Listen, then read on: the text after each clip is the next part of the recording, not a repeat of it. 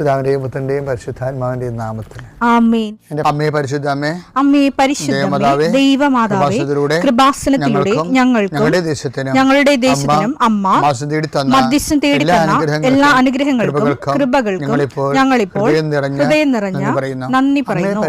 അമ്മേ പരിശുദ്ധമേ, ദൈവമാതാവേ, 2004 ഡിസംബർ 7 ഉച്ചകഴിഞ്ഞ് 2:30 കൃപാസനത്തിൽ സംഭവിച്ച അമ്മയുടെ പ്രത്യക്ഷപ്പെടലിനെ കുറിച്ച് തിരുസഭയ്ക്ക് സമർപ്പിച്ചിരിക്കുന്ന പഠനരേഖകളുടെ സഭാത്മകമായ പഠനം ആരംഭിക്കുവാൻ ഞങ്ങൾ പ്രാർത്ഥിക്കുന്നു.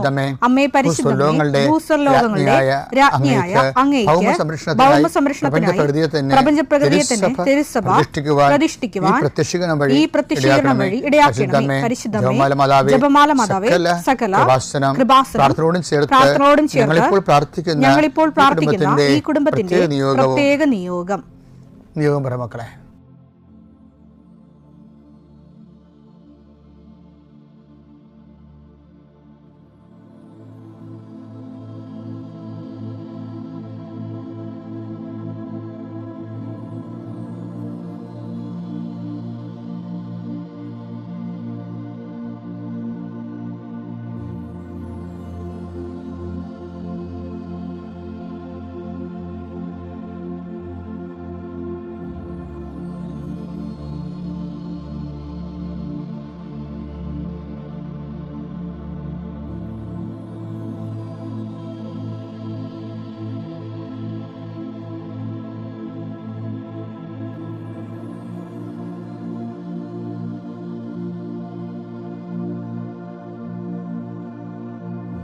അമ്മയുടെ പ്രത്യക്ഷീകരണത്തിന്റെ ഈ അനുഗ്രഹവേളയിൽ ഞങ്ങൾക്ക് സാധിച്ചു തരുവാൻ കനിയണമേ. ആമേൻ. വിശ്വാസ പ്രമാണം. സർവശക്തനായ പിതാവും ആകാശത്തിന്റെയും ഭൂമിയുടെയും സൃഷ്ടാവുമായ ദൈവത്തിൽ ഞാൻ വിശ്വസിക്കുന്നു. അവിടുത്തെ ഏകപുത്രനും ഞങ്ങളുടെ കർത്താവുമായ ഈശോ മിശിഹായിലും ഞാൻ വിശ്വസിക്കുന്നു. ഈ പുത്രൻ പരിശുദ്ധാത്മാവിനാൽ ഗർഭസ്ഥനായി കന്യകാമറിയത്തിൽ നിന്ന് പിറന്ന് പൊന്തിയോസ് പീലാത്തോസിന്റെ കാലത്ത് പീഡകൾ സഹിച്ച് കുരിശിൽ തറയ്ക്കപ്പെട്ട് മരിച്ച് അടക്കപ്പെട്ട് പാതാളങ്ങളിൽ ഇറങ്ങി മരിച്ചവരുടെ ഇടയിൽ നിന്ന് 3-ാം നാൾ ഉയർത്ത് സ്വർഗത്തിലേക്ക് എഴുന്നള്ളി സർവശക്തിയുള്ള പിതാവായ ദൈവത്തിന്റെ വലതുഭാഗത്തിരിക്കുന്നു. അവിടെ നിന്ന് ജീവിക്കുന്നവരെയും മരിച്ചവരെയും വിധിക്കുവാൻ വരുമെന്നും ഞാൻ വിശ്വസിക്കുന്നു. പരിശുദ്ധാത്മാവിലും ഞാൻ വിശ്വസിക്കുന്നു. വിശുദ്ധ കത്തോലിക്കാ സഭയിലും പുണ്യവാന്മാരുടെ ഐക്യത്തിലും പാപങ്ങളുടെ മോചനത്തിലും ശരീരത്തിന്റെ ഉയർപ്പിലും നിത്യമായ ജീവിതത്തിലും ഞാൻ വിശ്വസിക്കുന്നു. ആമേൻ. സ്വർഗ്ഗസ്ഥനായ ഞങ്ങളുടെ പിതാവേ, അങ്ങയുടെ നാമം പൂജിതമാകണമേ. അങ്ങയുടെ രാജ്യം വരണമേ. അങ്ങയുടെ തിരുമനസ് സ്വർഗത്തിലെ പോലെ ഭൂമിയിലും ആകണമേ. അന്നു വേണ്ടുന്ന ആഹാരം ഇന്ന് ഞങ്ങൾക്ക് തരണമേ. ഞങ്ങളോട് തെറ്റ് ചെയ്യുന്നവരോട് ഞങ്ങൾ ക്ഷമിക്കുന്നത് പോലെ ഞങ്ങളുടെ തെറ്റുകൾ ഞങ്ങളോടും ക്ഷമിക്കണമേ. ഞങ്ങളെ പ്രലോഭനത്തിൽ ഉൾപ്പെടുത്തരുതേ, തിന്മയിൽ ഞങ്ങൾ രക്ഷിക്കണമേ. ആമേൻ. കർത്താവ് അങ്ങയുടെ കൂടെ സ്ത്രീകളിൽ അങ്ങ് അനുഗ്രഹിക്കപ്പെട്ടവളാകുന്നു. അങ്ങയുടെ ഉദരത്തിൻ ഫലമായി ഈശോ അനുഗ്രഹിക്കപ്പെട്ടവനാകുന്നു. പരിശുദ്ധ മറിയമേ, തമ്പുരാന്റെ അമ്മേ, പാപികളായ ഞങ്ങൾക്ക് വേണ്ടി ഇപ്പോഴും ഞങ്ങളുടെ മരണസമയത്തും തമ്പുരാനോട് അപേക്ഷിക്കണമേ. ആമേൻ. കർത്താവേ, നിന്റെ ഉന്നതമായ നാമത്തിന് സ്വസ്ഥം ചെയ്യുന്നു. കർത്താവേ, നിന്റെ വിശുദ്ധ പൗരോഹിത്യത്തെ മഹത്വപ്പെടുത്തണമേ. കർത്താവേ, സഭയിലുള്ള സാന്നിധ്യം ദൃഢമാക്കണമേ. 39 വർഷം ഞാൻ അർപ്പിച്ച കൃപാന്റെ യുഗതിയായി കൃപാസ്ഥാന ജീവനോടെ പ്രത്യക്ഷപ്പെട്ട മാതാവിൻ്റെ മാധ്യസ്ഥയിൽ അത്താറയിൽ നടന്ന 10,000-കണക്കിന് ആരാധന ശക്തിയാൽ അങ്ങയുടെ മക്കൾക്ക് വേണ്ടി പ്രാർത്ഥിക്കുന്നു. കർത്താവ്, ഞങ്ങൾ ഇന്ന് സംസാരിക്കുന്ന വ്യക്തികൾ ഞങ്ങൾ ചില പ്രോജക്റ്റുകൾക്ക് വേണ്ടിയും ചില പോംവഴികൾക്ക് വേണ്ടിയും ജീവിതത്തിലെ ചില പ്രയാസങ്ങൾ, സാമ്പത്തിക വിഷയങ്ങളായാലും മറ്റു വിഷയങ്ങളായാലും മാറുന്നതിന് വേണ്ടി സംസാരിക്കാൻ പോകുന്ന വ്യക്തികളിലെ നിങ്ങൾ സംസാരിക്കാൻ പോകുന്ന വ്യക്തികളിലെ ഇന്ന് പരിശുദ്ധാത്മ നിറയട്ടെ. സഞ്ചാരി മാതാവ് സമയത്തിനധികമായി പരിശുദ്ധാത്മ കൃപാസന മാതാവ് ഇന്ന് നിങ്ങളുടെ കൂടെ യാത്രയാവുകയും നിങ്ങളുടെ കൂടെ വരികയും ചെയ്യട്ടെ. നിങ്ങൾക്ക് സംസാരിച്ച് ഒതുക്കാൻ പറ്റാത്ത വിഷയങ്ങൾ, നിങ്ങൾ സംസാരിച്ച ശരിയാകത്തില്ലെന്ന് തോന്നുന്ന സ്ഥലങ്ങളിൽ കർത്താവ് തന്നെ മറുപക്ഷത്ത് നിന്നുകൊണ്ട് നിങ്ങൾക്ക് അനുകൂലമായ ഒരു സാഹചര്യം ഉണ്ടാക്കിത്തരാൻ കർത്താവിൻ്റെ നാമത്തിൽ ഞാൻ നിങ്ങളെ ആശീർവദിക്കുന്നു. എൻ്റെ കർത്താവിൻ്റെ ഉന്നതമായ നാമത്തിൽ സഭയുടെ അധികാരത്തിൽ കുരിശടയാളത്തിൽ കൃപാസ്ഥാനത്താരെ ജീവനോടെ പ്രത്യക്ഷപ്പെട്ട മാതാവിൻ്റെ മധ്യസ്ഥത്തിന് രോഗപീഠകളെ ഈശ്വനാമത്തിൽ സൗഖ്യം പ്രാപിക്കട്ടെ. എൻ്റെ പ്രിയപ്പെട്ടവരെ, പിന്നെ നമ്മൾ ഈ ദിവസങ്ങളൊക്കെ ഒരേ സബ്ജക്റ്റ് തന്നെ ഡീൽ ചെയ്യണം അല്ലേ? ഒരേ വിഷയത്തിൻ്റെ വിവിധ വശങ്ങളാണെന്ന് പറയുന്നത്. അപ്പം എൻ്റെ വരുന്നത് ഞാൻ ഇന്നലെ പറഞ്ഞതല്ലേ, ഈ സ്വയം പ്രേരിത പ്രാർത്ഥന എന്ന് പറഞ്ഞ പോലെ സ്വയം പ്രേരിതമായിട്ടുള്ള കളകളെ കുറിച്ച് ഇന്നലെ പറഞ്ഞായിരുന്നു. വെച്ചാൽ പ്രഭു അങ്ങ് നമ്മൾ നല്ല വിത്തല്ലേ വിതച്ചത്, പിന്നെ കളകൾ എങ്ങനെ ഉണ്ടായി? അത് പറയും അത് ശത്രു ചെയ്ത പണിയാണെന്ന് പറയും. അത് പുറത്തുനിന്ന് തന്നെ കളകളാണ്, പക്ഷെ അകത്തുനിന്ന് തന്നെ കളകൾ ഉണ്ടാകും. മത്തായി 13:27 വേലക്കാർ ചെന്ന് വീട്ടുടമസ്ഥനോട് ചോദിച്ചു, യജമാനനെ നീ വയലിൽ നല്ല വിത്തല്ലേ വിതച്ചത്, പിന്നെ കളകൾ ഉണ്ടായത് എവിടെ നിന്ന്? കളകൾ ഉണ്ടായത് എങ്ങനെ? അവൻ പറഞ്ഞു ശത്രുവാണ് ഇത് ചെയ്തത്. ഒരു എക്സ്റ്റേണൽ ആയിട്ട് പുറത്തുനിന്നുള്ള ഒരു ബാഹ്യ ശക്തിയാണ്, ശത്രുവാണ് ഇത് ചെയ്തത്. അപ്പൊ കളകള് പുറത്തുനിന്ന് വരാം, അങ്ങനെ നമ്മുടെ വിശ്വാസം ഫീഡാകാം. മറ്റുള്ളവർ പറയും ഓ അതല്ലെങ്കിലും നീ ജയിക്കുമായിരുന്നു, അല്ലെങ്കിലും ആ ഉദ്യോഗം നിനക്ക് കിട്ടുമായിരുന്നു, അല്ലെങ്കിലും പ്രാർത്ഥിച്ചവർക്ക് മാത്രമാണ്, പ്രാർത്ഥിക്കാത്തവർക്കും വിസ പ്രോസസ്സ് ചെയ്തില്ലേ. അപ്പോൾ പുറത്തുനിന്ന് കളകൾ വിതക്കും. അപ്പോൾ എന്ത് വരും എന്ന് വെച്ച് കഴിഞ്ഞാൽ നമ്മളും അങ്ങനെ അത് വിശ്വസിക്കും. ചിലപ്പോൾ ശരിയായിരിക്കും അല്ലേ. ഈ സ്വന്തം അമ്മ തന്നെ ഇപ്പം പറയും എൻ്റെ മകളെ കണ്ണ് പൂട്ടിയിട്ടില്ല, കണ്ണ് പൂട്ടാതിരുന്ന് കാല് ചരുവത്തിൻ്റെ അകത്ത് വെള്ളം എടുത്തിട്ട് കാല് വെള്ളത്തിൽ വെച്ചാണ് പഠിച്ചത്. ഇപ്പം ആദ്യം അങ്ങനെ പറയത്തില്ല. ആദ്യം പറയണത് അവൾ പ്രാർത്ഥിച്ചായിരുന്നു, ഞാനും പ്രാർത്ഥിച്ചായിരുന്നു, ഞങ്ങളെല്ലാം കുടുംബത്തോട് പ്രാർത്ഥിച്ചായിരുന്നൊക്കെ പറയണ ആൾക്കാർ 6 മാസം കഴിയുമ്പോൾ പറയും ചരുവത്തിൽ വെള്ളം വെച്ചായിരുന്നു, കണ്ണ് പൂട്ടാതെ ഇരുന്നാണ് പഠിച്ചത് എന്നൊക്കെ പറഞ്ഞിട്ട് ദൈവത്തിന് കൊടുക്കേണ്ട മഹത്വം പിന്നെന്ത് ചെയ്യും? അത് വേറെ ആൾക്കാർക്ക് കൊടുക്കും. അല്ലെങ്കിൽ നല്ല ട്യൂഷൻ മാസ്റ്റർ, ഇപ്പം തന്നെ ചില ആൾക്കാരൊക്കെ സ്പോർട്സിനൊക്കെ പോകും, അവർ കാളയെന്ന് മറ്റും നിലവിളിച്ച് ജപമാല ചൊല്ലി കൃപാസനം കാശിർവൊക്കെ വിശ്വാസ പ്രമാണം ചൊല്ലിയൊക്കെയാണ് ഇത് ചെയ്യണമെങ്കിലും ജയിച്ചു കഴിയുമ്പോൾ സാറാണ് എന്നെ ജയിപ്പിച്ചെന്ന് പറയും. ആര്? ട്രെയിൻ ചെയ്തിട്ടുള്ള ആ സ്പോർട്സിൻ്റെ ട്രെയിനറില്ലേ എന്ന് പറയും. പിന്നെ മാതാപിതാക്കന്മാരെ പറയും. 3ാം കൂലിയായിട്ടാണ് ദൈവത്തെ പറയണത്. അവരറിഞ്ഞുകൊണ്ട് ചെയ്യണതല്ല, പക്ഷെ അറിയാതെ ചെയ്താലും പണി പാഴ്സൽ വരുമെന്നുള്ള കാര്യം ഉറപ്പാണ്. ഇപ്പോൾ നമ്മൾ ശ്രദ്ധിക്കണം. അവിടെയാണ് ഈ ജമീമയൊക്കെ ഭയങ്കരമായ രീതിയിൽ ഹൈലൈറ്റ് ആകണം. എന്നാ ഈശോയാണ് എന്നെ ജയിപ്പിച്ചതെന്ന് കോടികളോട് പറയും. ഫസ്റ്റ് റെഫറൻസ് ജീസസിനാണ്. നിങ്ങൾ ദൈവത്തിന് റെഫറൻസ് കൊടുക്കണം എന്നല്ല, ദൈവത്തിന് നിങ്ങൾ കൊടുക്കണ വേസ്റ്റ് ആകാതിരിക്കാൻ ശ്രദ്ധിക്കണം. ആദ്യം ട്രഫറി, ആദ്യം ഗൈഡ്, ആദ്യം കോച്ച്, പിന്നെ മാതാപിതാക്കന്മാർ, പിന്നെ ദൈവം എന്ന് പറയുമ്പോൾ 3ാമത്തെ വേസ്റ്റാണ് ദൈവത്തിന് കിട്ടുന്നത്. അങ്ങനെയാണെങ്കിൽ വാമിണ്ടായിരിക്കണം നല്ലത്, വായു വല്ല ക്ലിപ്പിട്ടിരിക്കുന്ന നല്ലത്. മിണ്ടണ്ട, വെറുതെ ദൈവത്തിൻ്റെ കാര്യം 3ാമത് പറഞ്ഞ് പണി മേടിക്കേണ്ട ആവശ്യമുണ്ട്. നിൻ്റെ വേസ്റ്റ് അടിക്കാതിരിക്കണം ദൈവം. അപ്പം മിണ്ടരുത് നീ. അപ്പം എന്താ, അതുകൊണ്ടാണ് ദൈവത്തിന് കൊടുക്കേണ്ട മഹത്വം. വിശ്വാസമുള്ളവർ ദൈവത്തിൻ്റെ കാര്യം പറയണമെങ്കിൽ ഫസ്റ്റായിട്ട് പറഞ്ഞേക്കണം, അല്ലെ പറയാൻ നിൽക്കരുത്. കാരണം നീ ദൈവത്തെ അല്ലല്ലോ അവലംബിക്കണത്, പിന്നെ എന്താ ദൈവത്തിൻ്റെ കാര്യം പറയണത്? റോമ 1:23 അവർ അനശ്വരനായ ദൈവത്തിന്റെ മഹത്വം നശ്വരനായ മനുഷ്യന്റെയോ പക്ഷികളുടെയോ മൃഗങ്ങളുടെയോ ഇഴജന്തുക്കളുടെയോ സാദൃശ്യമുള്ള വിഗ്രഹങ്ങൾക്ക് കൈമാറി. ഇതുപോലെ ഈ ദൈവത്തിന് കൊടുക്കേണ്ട മഹത്വം വേറെ ആർക്ക് കൊടുത്താലും എപ്പോഴും നമ്മൾ സമയം നിങ്ങളുടെ പരിഗണന പട്ടികയിൽ ദൈവം ഉണ്ടെങ്കിൽ അത് 1ാം സ്ഥാനത്ത് വരണം, അല്ലെ പിന്നെ മിണ്ടാതിരിക്കണം. അതാണ് ജമീമ അവിടെ വിജയിക്കുന്നത്. അവൾ 1ാം സ്ഥാനത്ത് കർത്താവിനെ കൊണ്ടുവന്നു, പിന്നെയാണ് കോച്ചും, പിന്നെയാണ് വീട്ടുകാരൊക്കെ വരുന്നത്. ഇവർ തെറ്റാണെന്നല്ല പറഞ്ഞത്, റെഫറൻസ് നിൻ്റെതാണ്. അപ്പം നീ അത് സൂക്ഷിച്ച് കൈകാര്യം ചെയ്യേണ്ടത്. എന്ത് നന്ദി പറഞ്ഞാൽ ദൈവത്തിന് പറഞ്ഞില്ലെങ്കിൽ കുഴപ്പമൊന്നുമില്ല, പറയണമെങ്കിൽ 2ാം സ്ഥാനത്തോ 3ാം സ്ഥാനത്തോ ഒരിക്കലും പറയരുത്. അത് പറഞ്ഞ് പണിമെടുക്കാൻ തുല്യമായിരിക്കും. അത് റോമ 1:23 അനുസരിച്ചുകൊണ്ട് ദൈവത്തിന് കൊടുക്കേണ്ട മഹത്വം വേറെ ആൾക്കാർക്ക് കൊടുത്തവരിയിരിക്കും. കോച്ചിനും മാതാപിതാക്കന്മാരും കൊടുത്തവരിയിരിക്കും, അല്ലെങ്കിൽ അധ്യാപകർ കൊടുത്തവരിയിരിക്കും. അല്ലെങ്കിൽ അതങ്ങനെ ഒരിക്കലും ചെയ്യരുത്. ഇത് ദൈവവിശ്വാസ ജീവിതം എന്ന് പറയുന്നത് നിസ്സാരമല്ല.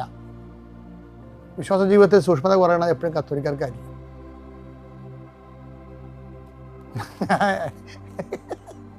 ഞാൻ പറഞ്ഞിട്ട് എത്രയോ ഞാൻ പറയുന്നുള്ളത് ആൾക്കാരെ ഞാൻ പള്ളിക്കുട്ടമേ എന്ന് പറയുന്ന കുട്ടനാടെന്ന് പറഞ്ഞ സ്ഥലത്തു നിന്നാണ് വരുന്നത്. എൻ്റെ ജീവിതത്തിൽ മാതാവ് എനിക്ക് തന്ന ഒരു വലിയ സാക്ഷ്യം പറയാനാണ് ഞാൻ നിങ്ങളുടെ മുമ്പിൽ നിൽക്കുന്നത്.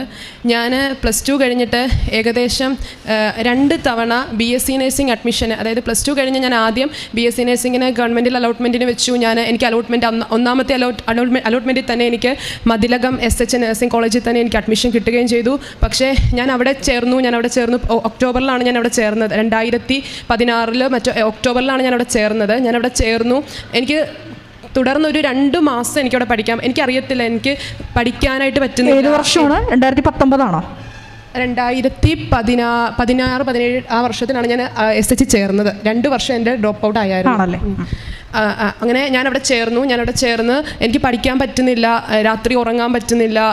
എനിക്കറിയത്തില്ല, എന്നെ തന്നെ ഒരു വല്ലാത്ത ഭാരം വന്നങ്ങ് മൂടുക. പുസ്തകം എടുക്കുമ്പോൾ എനിക്ക് എല്ലാവരും ഇരുന്ന് പഠിക്കുമ്പോൾ എനിക്കങ്ങ് സങ്കടം, എനിക്കൊന്നും പഠിക്കാൻ പറ്റുന്നില്ല. എനിക്കങ്ങ് ആകപ്പാടെ വിഷമമായി. ഞാനങ്ങ് കരച്ചിലോ, എനിക്ക് ഫുഡൊന്നും കഴിക്കാൻ എനിക്ക് അവിടുത്തെ കഴിക്കാൻ തോന്നുന്നില്ല. അത് മനസ്സിലെന്തോ ഒരു ഭാരം, അകപ്പാടെ വെയിറ്റൊക്കെ അങ്ങ് കുറഞ്ഞിട്ട് ഞാൻ ഇങ്ങനെയൊന്നും അല്ല ഇരുന്നത്. എൻ്റെ രൂപമൊക്കെ വേറൊരു രൂപമായിരുന്നു. എന്നിട്ട് ഞാൻ അവിടുന്ന് സഹിയിട്ട് എനിക്ക് പറ്റുന്നില്ലാതായി. ഞാൻ അവിടുന്ന് കോഴ്സ് ഡ്രോപ്പ് ഔട്ട് ചെയ്തു. അവിടുന്ന് സർട്ടിഫിക്കറ്റ്സ് എല്ലാം വാങ്ങിച്ചു. ഞാൻ വീട്ടിൽ വന്ന് 1 വർഷം ഞാൻ എല്ലാവരും എന്നോട് ചോദിക്കും എന്താ ഇനിയും പ്ലാൻ. എനിക്കൊന്നും പറയാൻ പറ്റാത്ത അവസ്ഥയിൽ ഞാൻ നിൽക്കുക. എന്തായാലും അടുത്ത വർഷം ഒന്നുകൂടെ ചേരാം എന്നൊരു രീതിയിൽ തന്നെ ഞാൻ ആ 1 വർഷം വീട്ടിൽ തന്നെ ഇരുന്നു. 2ാം വർഷം ആ ഇയർ കഴിഞ്ഞു. പിന്നെയും അടുത്ത ഇയറിൻ്റെ അഡ്മിഷൻ സ്റ്റാർട്ട് ചെയ്തു. അങ്ങനെ അഡ്മിഷൻ അടുത്ത വർഷത്തെ സ്റ്റാർട്ട് ചെയ്തപ്പോൾ ഞാൻ വീണ്ടും ഗവൺമെൻറ് അലോട്ട്മെൻറ്റ് BSc നഴ്സിംഗിന് തന്നെയാണ് ഞാൻ വെച്ചത്.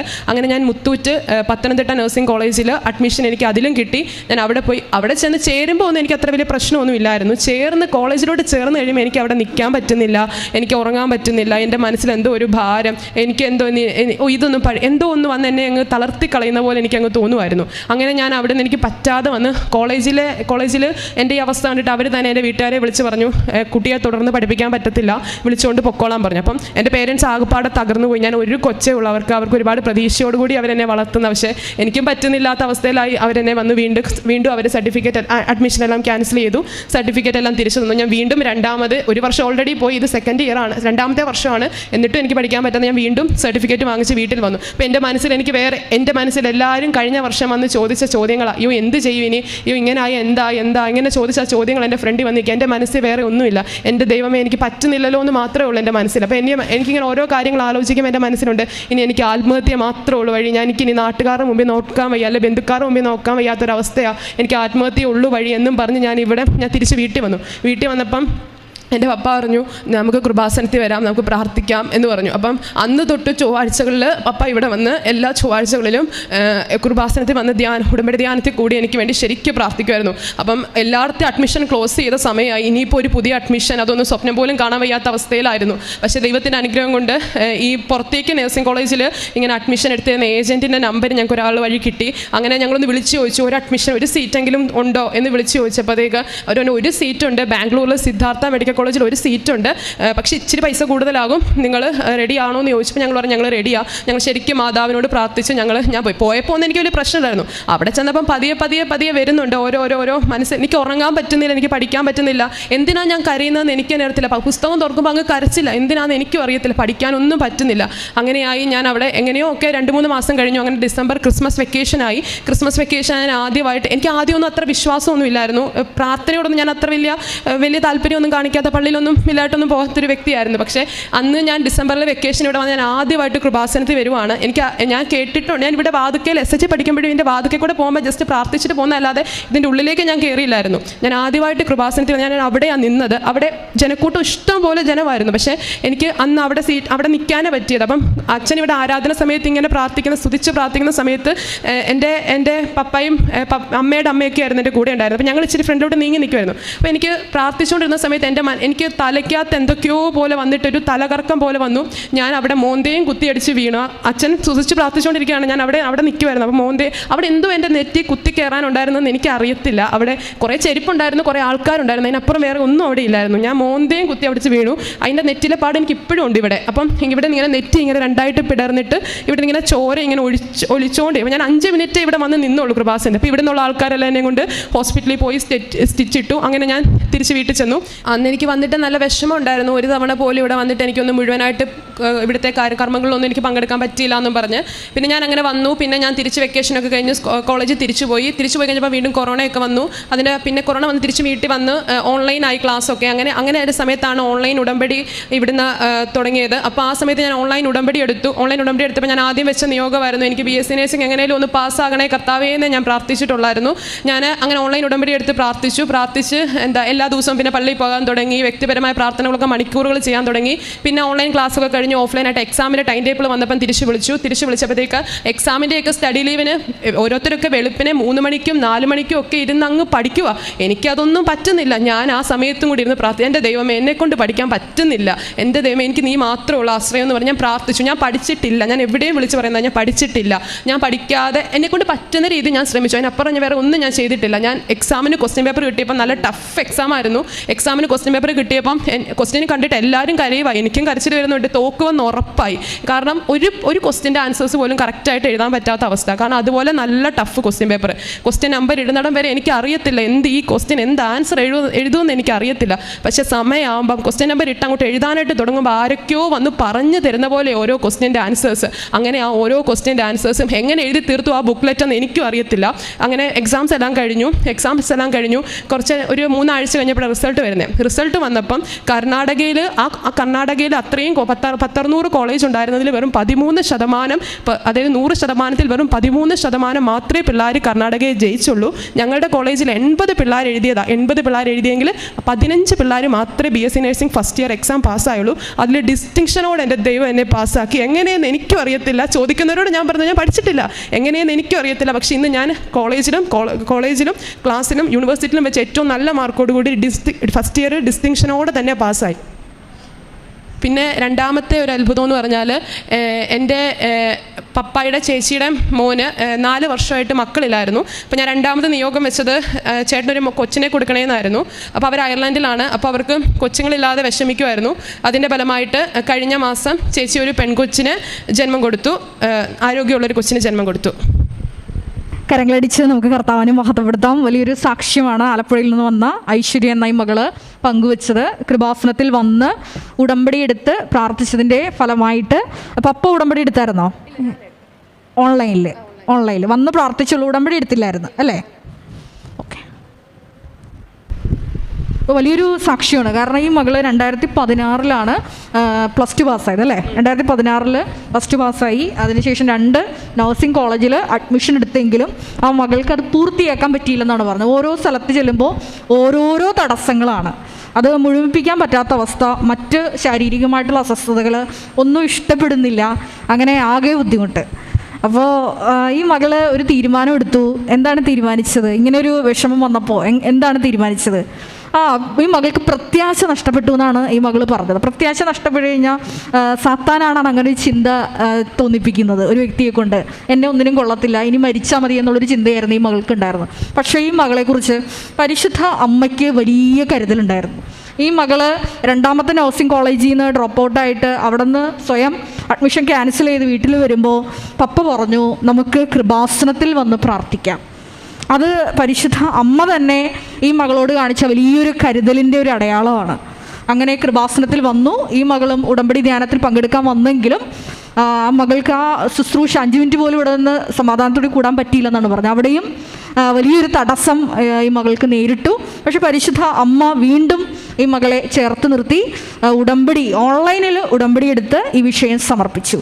തുടർന്ന് ഒരു പുതിയ വഴി ജോഷ്യം 3:4 പ്രകാരം എല്ലാ സ്ഥലത്തും അഡ്മിഷൻ ക്ലോസ് ചെയ്ത സമയത്തും ആ മകള് ആ വർഷം അഡ്മിഷൻ കിട്ടിയില്ലെങ്കിൽ വീണ്ടും 1 വർഷം പോകും അല്ലേ? വീണ്ടും 1 വർഷം ഈ മകളുടെ വെറുതെ നഷ്ടപ്പെടും. അപ്പോൾ ഓൺലൈനിൽ ഉടമ്പെടുത്ത ശേഷമാണോ ഈ അഡ്മിഷൻ കിട്ടിയത്? അതിനും പ്രാർത്ഥിച്ചതിൻ്റെ ഫലമായിട്ട് മാതാവ് ഒരു പുതിയ വഴി ഈ മകൾക്ക് തുറന്നു കൊടുത്തു. ജോഷ്യം 3:4 തിരുവചനം അനുസരിച്ച് പുതിയ വഴി. അപ്പോൾ ആ പുതിയ വഴിയിൽ അമ്മ ഈ മകളെ കരുതിയിട്ടുണ്ടായിരുന്നു. ഉന്നതമായ നന്നായിട്ട് പഠിക്കുന്ന ഒരു കുട്ടിയാണ്. അതുകൊണ്ട് തന്നെ ആ മകൾക്ക് അത് ഇഷ്ടപ്പെടാവുന്ന രീതിയിലുള്ളൊരു സറൗണ്ടിങ്സ് പരിശുദ്ധ അമ്മ അവിടെ ഉണ്ടാക്കി. ഈ മകള് ആഴമായ പ്രാർത്ഥനയിലോട്ട് കടന്നു വന്നു എന്നാണ് പറഞ്ഞത്. പ്രെയർ ഹാബിറ്റ് അല്ലേ? മൈക്ക് അടുപ്പിച്ച് വെച്ച് ഞാൻ പ്രാർത്ഥിക്കുമ്പോൾ എൻ്റെ റൂമിലുള്ള റൂംമേറ്റ്സ് ഉണ്ട്, അവർ കളിയാക്കുമായിരുന്നു, എന്തിനാ ഇത്രയും പ്രാർത്ഥിക്കുന്നേ, പ്രാർത്ഥിച്ചാൽ മാത്രം പോരല്ലോ, സ്വന്തമായിട്ട് അധ്വാനിക്കുകയും കൂടെ വേണ്ടേ, എന്നാലല്ലേ മാതാവ് ജയിപ്പിക്കത്. പക്ഷെ എനിക്ക് പരിപൂർണ്ണ വിശ്വാസം ഉണ്ടായിരുന്നു, ഞാൻ എത്ര പഠിച്ചാലും ഇനിയും പാസ്സാകണം നടക്കുന്ന കാര്യമൊന്നുമല്ല, ദൈവം തീരുമാനിക്കണം എന്നൊരു ബോധ്യം എനിക്കുണ്ടായിരുന്നു. എന്നെ ഒത്തിരിയും കളിയാക്കിയിട്ടുണ്ടായിരുന്നു റൂമിലൊക്കെ ഉള്ളത്. പക്ഷെ ഞാനത് പ്രതിസന്ധികളിലൂടെ കടന്നു പോകുമ്പോൾ ഈ മകൾ ചെയ്തതാണ് പ്രാർത്ഥനയുടെ സമയം കൂട്ടി. ദൈവം ആഗ്രഹിക്കുന്നത് അത് തന്നെയാണ്. ഒരു വ്യക്തിയിലെ ഈ പ്രശ്നങ്ങളിലൂടെയൊക്കെ കടന്നു പോകുമ്പോൾ ദൈവം സ്വന്തമായിട്ട് ചേർത്ത് നിർത്താൻ വേണ്ടിയിട്ടാണ് ഇങ്ങനെയുള്ള പ്രതിസന്ധി ഘട്ടങ്ങളിലൂടെ അവനെ കടത്തിക്കൊണ്ടു പോകുന്നത്. ഈ ആവർത്തനം 8:3 തിരുവചനമാണ്. മനുഷ്യൻ അപ്പം കൊണ്ട് മാത്രമല്ല ദൈവത്തിൻ്റെ വായിൽ നിന്ന് പുറപ്പെടുന്ന ഓരോ വാക്കുകൊണ്ടുമാണ് അവൻ ജീവിക്കുന്നതെന്ന് അവനെ ബോധ്യപ്പെടുത്തി കൊടുക്കാൻ വേണ്ടിയിട്ടാണ് ജീവിതത്തിൽ നമ്മളെ എളിമപ്പെടുത്തുന്ന ഇത്തരത്തിലുള്ള സാഹചര്യങ്ങൾ വരുന്നത്. അപ്പോൾ ഈ മകളെ അങ്ങനെ കർത്താവിനെ കൂടുതൽ അറിയാനായിട്ടുള്ളൊരു അവസരമായിട്ട് ഇത് മാറി. ഇന്ന് ആ മകള് പറഞ്ഞതുപോലെ ഫസ്റ്റ് ഇയർ എക്സാമിൻ്റെ സമയത്ത് ചെറുതായിട്ടൊക്കെ പഠിച്ചെങ്കിലും വലുതായിട്ടൊന്നും പഠിച്ചില്ലായിരുന്നു. പക്ഷേ ആ മകൾക്ക് എക്സാം ഹാളിൽ ഓരോ ക്ലാസ്സിൽ ഡിക്റ്റേറ്റ് ചെയ്യണ പോലെ തന്നെ അല്ലേ സ്വരം കേട്ടു. ആ മകൾ ആ എക്സാം എഴുതി. കോളേജിൽ ഇപ്പോൾ ടോപ്പാണ് അല്ലേ? കോളേജിൽ ടോപ്പായിട്ട് പാസ്സായി എന്നാണ് പറഞ്ഞത്. എഫേസ്യൻസ് 2:8 തിരുവചനമാണ്. വിശ്വാസം വഴി കൃപയാലാണ് നിങ്ങൾ രക്ഷിക്കപ്പെട്ടത്, അത് നിങ്ങൾ നേടിയെടുത്തതല്ല, ദൈവത്തിൻ്റെ ദാനമാണ്. ബഹുമാനപ്പെട്ട ജോസഫ് അച്ഛൻ എപ്പോഴും പറയുന്നൊരു വചനമാണ്, not by merit but by the grace. നമ്മുടെ ജീവിതത്തിൽ ഇതേപോലെ കുറേ തടസ്സങ്ങൾ, എത്ര പരിശ്രമിച്ചിട്ടും ഈ മകൾ 2 കോളേജിലാണ് പോയത്. അപ്പോൾ നമുക്ക് മനസ്സിലാവും സാക്ഷ്യത്തിൻ്റെ വലിയൊരു സാക്ഷ്യമാണത്. കാരണം 2 കോളേജിൽ ചെന്നിട്ടും ആ മകൾക്ക് പഠനം പുരോഗമിപ്പിക്കാൻ പറ്റിയില്ല. അപ്പം അവിടെയാണ് അത്യുന്നതിൻ്റെ ശക്തി പ്രവർത്തിച്ച പരിശുദ്ധാത്മാവിൻ്റെ ആ വലിയ ഇടപെടലുണ്ടായതുകൊണ്ട് ആ മകളുടെ മനസ്സിനെ മാറ്റിക്കളഞ്ഞു ദൈവം. അങ്ങനെ ആ മകൾക്ക് ഇപ്പോൾ നല്ലൊരു വിജയം കൊടുത്തു. അപ്പോൾ നല്ലൊരു മദറിനെ കുറിച്ച് പറയുന്നത് ഹോപ്പാണ്. ഹോപ്പ് നൽകുന്ന മാതാവാണ്, പ്രത്യാശയുടെ മാതാവാണ്. അപ്പോൾ കൃപാസനത്തിലെ അമ്മ ഉടമ്പടി മാതാവാണ്. അപ്പോൾ ഉടമ്പടി എടുത്ത് പ്രാർത്ഥിച്ചതിൻ്റെ ഓൺലൈനിൽ ഉടമ്പടി എടുത്ത് പ്രാർത്ഥിച്ചതിൻ്റെ ഫലമായിട്ട് ഈ മകള് എല്ലാ വിഷയത്തിനും നല്ല ഉയർന്ന മാർക്കോടി പാസ്സായി വളരെ സന്തോഷവതിയായിട്ടാണ് നമ്മുടെ മുമ്പിൽ നിൽക്കുന്നത്. അതുപോലെ തന്നെ ഓൺലൈൻ ഉടമ്പടിയിൽ വെച്ച 2ാമത്തെ വിഷയം കുഞ്ഞിനെ ലഭിക്കുക എന്നുള്ളതായിരുന്നു, കസിന്. അപ്പോൾ അതും ലഭിച്ചു എന്നാണ് സാക്ഷ്യപ്പെടുത്തി. ഈ മകൾക്ക് കിട്ടിയ അനുഗ്രഹം, കുടുംബത്തിന് കിട്ടിയ എല്ലാ ദൈവാനുഗ്രഹങ്ങൾക്കും നന്ദി പറഞ്ഞുകൊണ്ട് നമുക്ക് ദൈവത്തെ സ്തുതിക്കാം. Hallelujah, hallelujah, hallelujah. യേശുവേ നന്ദി, യേശുവേ സ്തോത്രം. Praise the Lord. ദൈവത്തിരുനാമത്തിന് മഹത്വം ഉണ്ടാകട്ടെ. ദൈവമേ നന്ദി, ദൈവമേ സ്തുതി, ആവേ മരിയ. എൻ്റെ പേര് ഷേർലി ജോർജ്. ഞാൻ കോതമംഗലിൽ നിന്ന് വരുന്നു. എൻ്റെ ഇടവക ചേലാട് ബസനിയ വലിയപള്ളി യാക്കോവായ വലിയപള്ളിയാണ്. ഞാൻ ഈ കൃപാസനത്തെക്കുറിച്ച് അറിയുന്നത് ആദ്യമായി അറിയുന്നത് 2018 എൻ്റെ ഒരു വിദ്യാർത്ഥിനിയിൽ നിന്നാണ് അറിയുന്നത്. ഞാനൊരു +2 അധ്യാപികയായിരുന്നു. ഈ 2021 മാർച്ച് 31 ഞാൻ റിട്ടയർ ചെയ്തു. എൻ്റെ കാലിൽ ഒരു വേരിക്കോസിൻ്റെ മുറിവുണ്ടാകുമായിരുന്നു. 7 വർഷമായിട്ട് തുടർച്ചയായിട്ട് മുറിവുണ്ടാകും. അത് ഉണങ്ങും, പിന്നെയും പൊട്ടും, പിന്നെയും ഉണങ്ങും. ഇങ്ങനെ 10 മാസം 1 വർഷം കൊണ്ടൊക്കെയാണ് ഉണങ്ങി തുടങ്ങിയത്. അവസാനമായപ്പോൾ അത് 2.5 വർഷമായിട്ട് ഉണങ്ങാൻ ബുദ്ധിമുട്ടായിട്ട് വന്നു. അപ്പോൾ 2018 ഞാൻ 1 വർഷം മുഴുവനും കുട്ടികളെ ലാബിൽ കൊണ്ടിരുത്തിയിട്ട് ഞാനും ഇരുന്ന് ക്ലാസ് എടുക്കേണ്ടതായിട്ട് വന്നു. ഞാൻ സയൻസ് പഠിപ്പിക്കുന്ന അധ്യാപിക, എനിക്ക് ഒത്തിരി ബുദ്ധിമുട്ടേണ്ടി വന്നു അങ്ങനെ ഇരുന്ന് ക്ലാസ് എടുക്കാൻ. അപ്പോൾ എൻ്റെ വേദനയും ബുദ്ധിമുട്ടും കണ്ടിട്ട് കുട്ടികൾ ചെന്ന് പേരൻസിനോട് പറയുമായിരുന്നു ടീച്ചറിന് വയ്യാതിരിക്കുവാന്ന്. അങ്ങനെ ഒത്തിരി പേര് ഓരോ മരുന്നുകളൊക്കെ വിളിച്ച് പറയുമായിരുന്നു പേരൻസ്. ആ കൂട്ടത്തിൽ ഒരു വിദ്യാർത്ഥിനിയുടെ അമ്മ ഈ കൃപാസനത്തിൻ്റെ പത്രം കൊടുത്തു വിട്ടു. ഇത് ടീച്ചറിനെ കൊടുത്ത് അവിടെ പോയി പ്രാർത്ഥിക്കാൻ പറയും, സുഖമാകുമെന്ന് പറഞ്ഞു. പക്ഷേ എന്തുകൊണ്ടോ ഞാൻ ആ പത്രം വാങ്ങിച്ച് എൻ്റെ മേശപ്പുറത്ത് വെച്ചു. എന്നിട്ട് ഞാനത് വായിച്ചില്ല. വായിക്കാൻ തോന്നിയില്ല എന്ന് പറയുന്നതാണ് എൻ്റെ ശരി. ഞാൻ വായിച്ചില്ല. ഞാൻ 2 ആഴ്ച ഞാൻ മോള് വന്ന് എന്നോട് ചോദിച്ചു, ടീച്ചർ കൃപാസനത്തിൽ പോയിരുന്നോ എന്ന് ചോദിച്ചപ്പോൾ ഞാൻ പറഞ്ഞു, ഇല്ല മോളെ ഞാൻ പോയില്ല. എനിക്ക് പോകണമെന്ന് തോന്നിയില്ല. കാരണം ഞാൻ ജപമാലയൊക്കെ ചൊല്ലുന്നുണ്ട്, ഞാൻ വിശ്വാസ ജീവിതത്തിലാണ്, ഞാൻ കുമ്പസാരിക്കുകയും കുർബാന സ്വീകരിക്കുകയും ചെയ്യുന്നുണ്ട് എല്ലാ മാസവും, അതുപോലെ തന്നെ കാരുണ്യപ്രവൃത്തികളൊക്കെ ചെയ്യുന്നുണ്ടെന്നൊക്കെ ഞാൻ ആ കൊച്ചിനോട് പറഞ്ഞു. ടീച്ചറിന് അങ്ങനെ പ്രത്യേകിച്ച് അവിടെ പോകണം തോന്നിയില്ല, അതുകൊണ്ട് പോയില്ല മോളെ. തോന്നുമ്പോൾ ശരി ഓക്കെ ടീച്ചർ പോയി. ആ കൊച്ചങ്ങോട്ട് പോയി ആ പത്രം അവിടെ തന്നെ വെച്ചിരുന്നു. എന്നിട്ട് എൻ്റെ കാല് വല്ലാതെ വഷളായിക്കൊണ്ടിരിക്കുമായിരുന്നു. 2018 കഴിഞ്ഞ് 19 ആയപ്പോഴും കാല് ഉണങ്ങുന്നില്ല. കാല് വലിയ മുറിവട്ടം വെച്ച് ഒരു പപ്പടത്തിൻ്റെ വട്ടം ഒരു വലുപ്പത്തിലേക്കായി മാറി മുറിവ്, ഒരു 1.5 സെൻറ്റിമീറ്റർ ആഴമുള്ള മുറിവുമായി മാറി. വെരിക്കോസ് അൾസറിൻ്റെ പെയിൻ എന്ന് വെച്ചാൽ അതിഭയങ്കരമായ വേദനയാണ്. നമുക്ക് രാത്രിയും പകൽ ഉറങ്ങാൻ പറ്റില്ല. എനിക്ക് മാത്രമല്ല ഹസ്ബൻഡിനും മോൾക്കും ഒന്നും ഉറങ്ങാൻ പറ്റാത്ത വേദനയാണ്. അങ്ങനെ ആയി കഴിഞ്ഞപ്പോഴേക്കും ഞാൻ 2019 വാല്യുവേഷന് മുമ്പ് എൻ്റെ കാറിൽ പോകുന്ന ഒരു ടീച്ചർ എന്നോട് പറഞ്ഞു, വേറെ +2 അധ്യാപികയായിട്ട് പറഞ്ഞു, ടീച്ചറുടെ കൃപാസനത്തിൽ പോയി കഴിഞ്ഞാൽ ടീച്ചറിൻ്റെ കാല് ഉണങ്ങും, എനിക്ക് അവിടെ ഒത്തിരി അനുഗ്രഹങ്ങൾ ലഭിച്ചു എന്ന് പറഞ്ഞപ്പോൾ ടീച്ചർ പറഞ്ഞപ്പോൾ ഞാനത് വിശ്വസിക്കുകയും ടീച്ചർ കുറേ സാക്ഷ്യങ്ങളൊക്കെ എന്നോട് പറഞ്ഞു. അപ്പോൾ ടീച്ചർ പത്രം തന്നപ്പോൾ എനിക്ക് പോകണമെന്നൊരു ആഗ്രഹം എൻ്റെ മനസ്സിലേക്ക് വരും. അന്ന് മുതൽ ഞാൻ ആ പത്രത്തിൽ നോക്കി വെച്ചിട്ട് ടീച്ചർ അന്ന് പത്രം വെച്ചിട്ട് ഞാൻ മാതാവി ഞാനവിടെ വരാനുള്ളതാണെങ്കിൽ എന്നെ അനുവദിക്കണമെന്ന് പറഞ്ഞ് ഞാൻ പ്രാർത്ഥിക്കാൻ തുടങ്ങി. എന്തുകൊണ്ടോ 2020 ജനുവരി ആയപ്പോഴേക്കും എനിക്ക് ഇവിടെ വരാനുള്ള വല്ലാത്ത ആഗ്രഹമായി. ഞാൻ 2020 അവസാനമായപ്പോൾ ഞങ്ങൾ മണ്ണർകാടും പരിമല ഒക്കെ പോയി വന്ന വഴിയിൽ ഞങ്ങൾ ചങ്ങനാശ്ശേരിയിൽ നിന്ന് ഇവിടെ വന്ന് ഉടമ്പടി എടുക്കാൻ വന്നു. ഞാൻ നോമ്പ് നോക്കിയാണ് വന്നത്, കുംസാഴ്ച കുർബാനയൊക്കെ സ്വീകരിച്ചു. ഇവിടെ വന്നപ്പം 4:30 മണിയായതുകൊണ്ട് ഉടമ്പടി എടുക്കാൻ പറ്റില്ല എന്ന് പ്രേക്ഷിതർ പറഞ്ഞു. അപ്പോൾ ഞാൻ അവിടെ മധ്യസ്ഥ പ്രാർത്ഥന ഗ്രൂപ്പിൽ ബുക്കിൽ കുറേ കാര്യങ്ങളൊക്കെ എഴുതിയിട്ടിട്ട് പോയി, ഞാൻ ആവശ്യങ്ങളൊക്കെ എഴുതി വെച്ചിട്ട് പോയി. എന്നിട്ട് ഞാൻ എന്നിട്ട് വീട്ടിൽ നിന്നിട്ട് എനിക്ക് എത്രയും വേഗം അമ്മയുടെ പ്രാവശ്യം അമ്മ എനിക്ക് ഓരോ ജോമാൽ ചൊല്ലി കാഴ്ചവെക്കി എനിക്ക് എങ്ങനെയെങ്കിലും ഇവിടെ നിന്ന് വരാൻ പറ്റണം, എനിക്ക് എൻ്റെ കാല് വിടുന്ന സുഖപ്പെടുന്ന ഞാൻ വിശ്വസിക്കാമെന്ന് ഞാൻ എൻ്റെ മനസ്സിൽ വല്ലാത്തൊരാഗ്രഹം. ഞാൻ തനിയാണ് പിന്നെ വന്നത്. പിറ്റേ ആഴ്ചയിൽ 2020 ഫെബ്രുവരി 2-ാം തീയതി ഞായറാഴ്ച ഞാനിവിടെ തനിയെ വന്ന് ഉടമ്പടി എടുത്ത് തിരിച്ചു പോയി. ഞാൻ അപ്പോൾ ഉടമ്പടി എടുക്കുന്നതിന് ഞാൻ തലേദിവസം വരുന്നതിന് മുമ്പായിട്ട് എൻ്റെ ഒരു ബ്രദറിനോട് ഞാൻ ചോദിച്ചു, കൃപാസനത്തിൽ പോരുന്നുണ്ടോ, ഞാനിങ്ങനെ ആളും പ്രാർത്ഥിക്കുന്ന ആളാണ്, അപ്പോൾ ഞാൻ പോരുന്നുണ്ട്, ഞാനിങ്ങനെ പോകുന്നുണ്ട്, എനിക്ക് അവിടെ നിന്ന് ഒരു പോകണം ഉടമ്പടി എടുക്കണമെന്ന് പറഞ്ഞു. അപ്പോൾ അത്ര നല്ല പോസിറ്റീവ് അല്ലാത്തൊരു ഉത്തരം എന്നോട് കിട്ടുകയും എന്നെ കളിയാക്കും വഴക്കും കുറേ ചെയ്തു. അപ്പോൾ എൻ്റെ മനസ്സിൽ അങ്ങനെ കിടക്കുന്നതുകൊണ്ടായിരിക്കും ഉടമ്പടി എടുത്ത് കഴിഞ്ഞിട്ട് പോകുമ്പോൾ എൻ്റെ മനസ്സിൽ ഞാൻ ഉടമ്പടി എടുത്തിട്ടുണ്ട്, പക്ഷേ ഇവരൊക്കെ പറയുന്നത് എങ്ങനെയാണ് ഇത് ശരിയാകുമെന്ന് പറഞ്ഞാൽ ശരിയാണെന്നൊക്കെ ഒരു എൻ്റെ ഉള്ളിൽ നമ്മൾ യുക്തിപരമായി ചിന്തിക്കാൻ പ്രാർത്ഥിക്കുന്നുണ്ടെങ്കിൽ പോലും എന്തോ അതുകൊണ്ടൊക്കെ തോന്നിയിട്ടായിരിക്കാം. ഞായറാഴ്ച ഉടമ്പടി എടുത്ത് പോയി ബുധനാഴ്ചയായപ്പോൾ ഞാൻ എൻ്റെ മകൾ 10ാം ക്ലാസ്സിൽ പഠിക്കുമായിരുന്നു, നൈറ്റ് ക്ലാസ്സിന് വേണ്ടിയിട്ട് സ്കൂളിൽ വൈകുന്നേരം കൊണ്ടുവിട്ടിട്ട് തിരിച്ച് വരുന്ന വഴി ഒരു മെയിൻ റോഡിൽ നിന്ന് പോക്കറ്റ് റോഡിലോട്ട് എൻ്റെ കാറ് കയറി കഴിഞ്ഞപ്പം എന്ന് വരുന്ന വഴിയാണെങ്കിൽ പോലും ഒരു 90 ഡിഗ്രിയിലുള്ളൊരു വളവാണ്. അവിടെ വന്ന് ഞാൻ 2 പ്രാവശ്യം ഓണടിച്ചിട്ടും മറുപടി ഒന്നും ഓണടി കേൾക്കാത്തപ്പോൾ ഞാൻ വിചാരിച്ചു വേറെ വണ്ടികൾ വരുന്നില്ല എന്ന് വിചാരിച്ച് സ്പീഡിൽ തന്നെ വണ്ടിയെ വളവ് തിരിഞ്ഞപ്പം തൊട്ട് മുമ്പിൽ സ്കൂൾ ബസ്സാണ് വന്നത്. പെട്ടെന്നുള്ള വെപ്രാളത്തിൽ ഞാൻ ബ്രേക്ക് ചവിട്ടിയപ്പോൾ ബ്രേക്ക് തെന്നിപ്പോവുകയും കാല് തെന്നിപ്പോവുകയും ബ്രേക്ക് ചവിട്ടാൻ പറ്റാതിരിക്കുകയും പെട്ടെന്ന് ഇടത്തോട്ട് സ്റ്റിയറിംഗ് ശക്തിയായിട്ട് തിരിച്ചപ്പോൾ കാറ് വളരെ സ്പീഡിൽ തന്നെ ചെന്ന് ശക്തമായിട്ടൊരു മതിലേക്ക് ഇടിച്ച് വളരെ ശബ്ദമായിരുന്നു, ഇടിച്ചു നിന്നു. അപ്പോൾ ഞാൻ പേടിച്ചു പോയി വല്ലാതെ. പെട്ടെന്ന് എല്ലാവരും പരിസരവാസിലൊക്കെ ഓടി വന്ന് നോക്കിയപ്പോൾ എനിക്കൊന്നും പറ്റിയിട്ടില്ല. ഞാൻ ഇറങ്ങി നോക്കി എൻ്റെ കാർ തകർന്ന് വിചാരിച്ചു, പക്ഷേ അതൊന്നും സംഭവിച്ചില്ലെന്ന് മാത്രമല്ല തൊട്ട് മുമ്പിലൊരു 1/2 മീറ്റർ മാത്രം മുമ്പിലൊരു ഇലക്ട്രിക് പോസ്റ്റ് ഉണ്ട്, അവിടെ പോലും ഇടിക്കാതെ കൃത്യമായിട്ട് മതിലെ കൊണ്ട് വണ്ടി ഇടിച്ച് നിർത്തുകയാണ് ചെയ്തത്. എൻ്റെ വണ്ടിയുടെ ഇടതുവശത്തെ ഫ്രണ്ടിലെ വീൽ കപ്പ് മാത്രമേ പൊട്ടിപ്പോയുള്ളൂ, അത്രയും ശബ്ദം ഉണ്ടായിട്ടും. അപ്പോൾ ഞാൻ അന്നേരം മുതൽ എൻ്റെ മനസ്സിൽ തോന്നിയത് എൻ്റെ അമ്മയുടെ സംരക്ഷണമാണല്ലോ. അപ്പോൾ എനിക്ക് വിശ്വാസം വരാൻ തുടങ്ങി.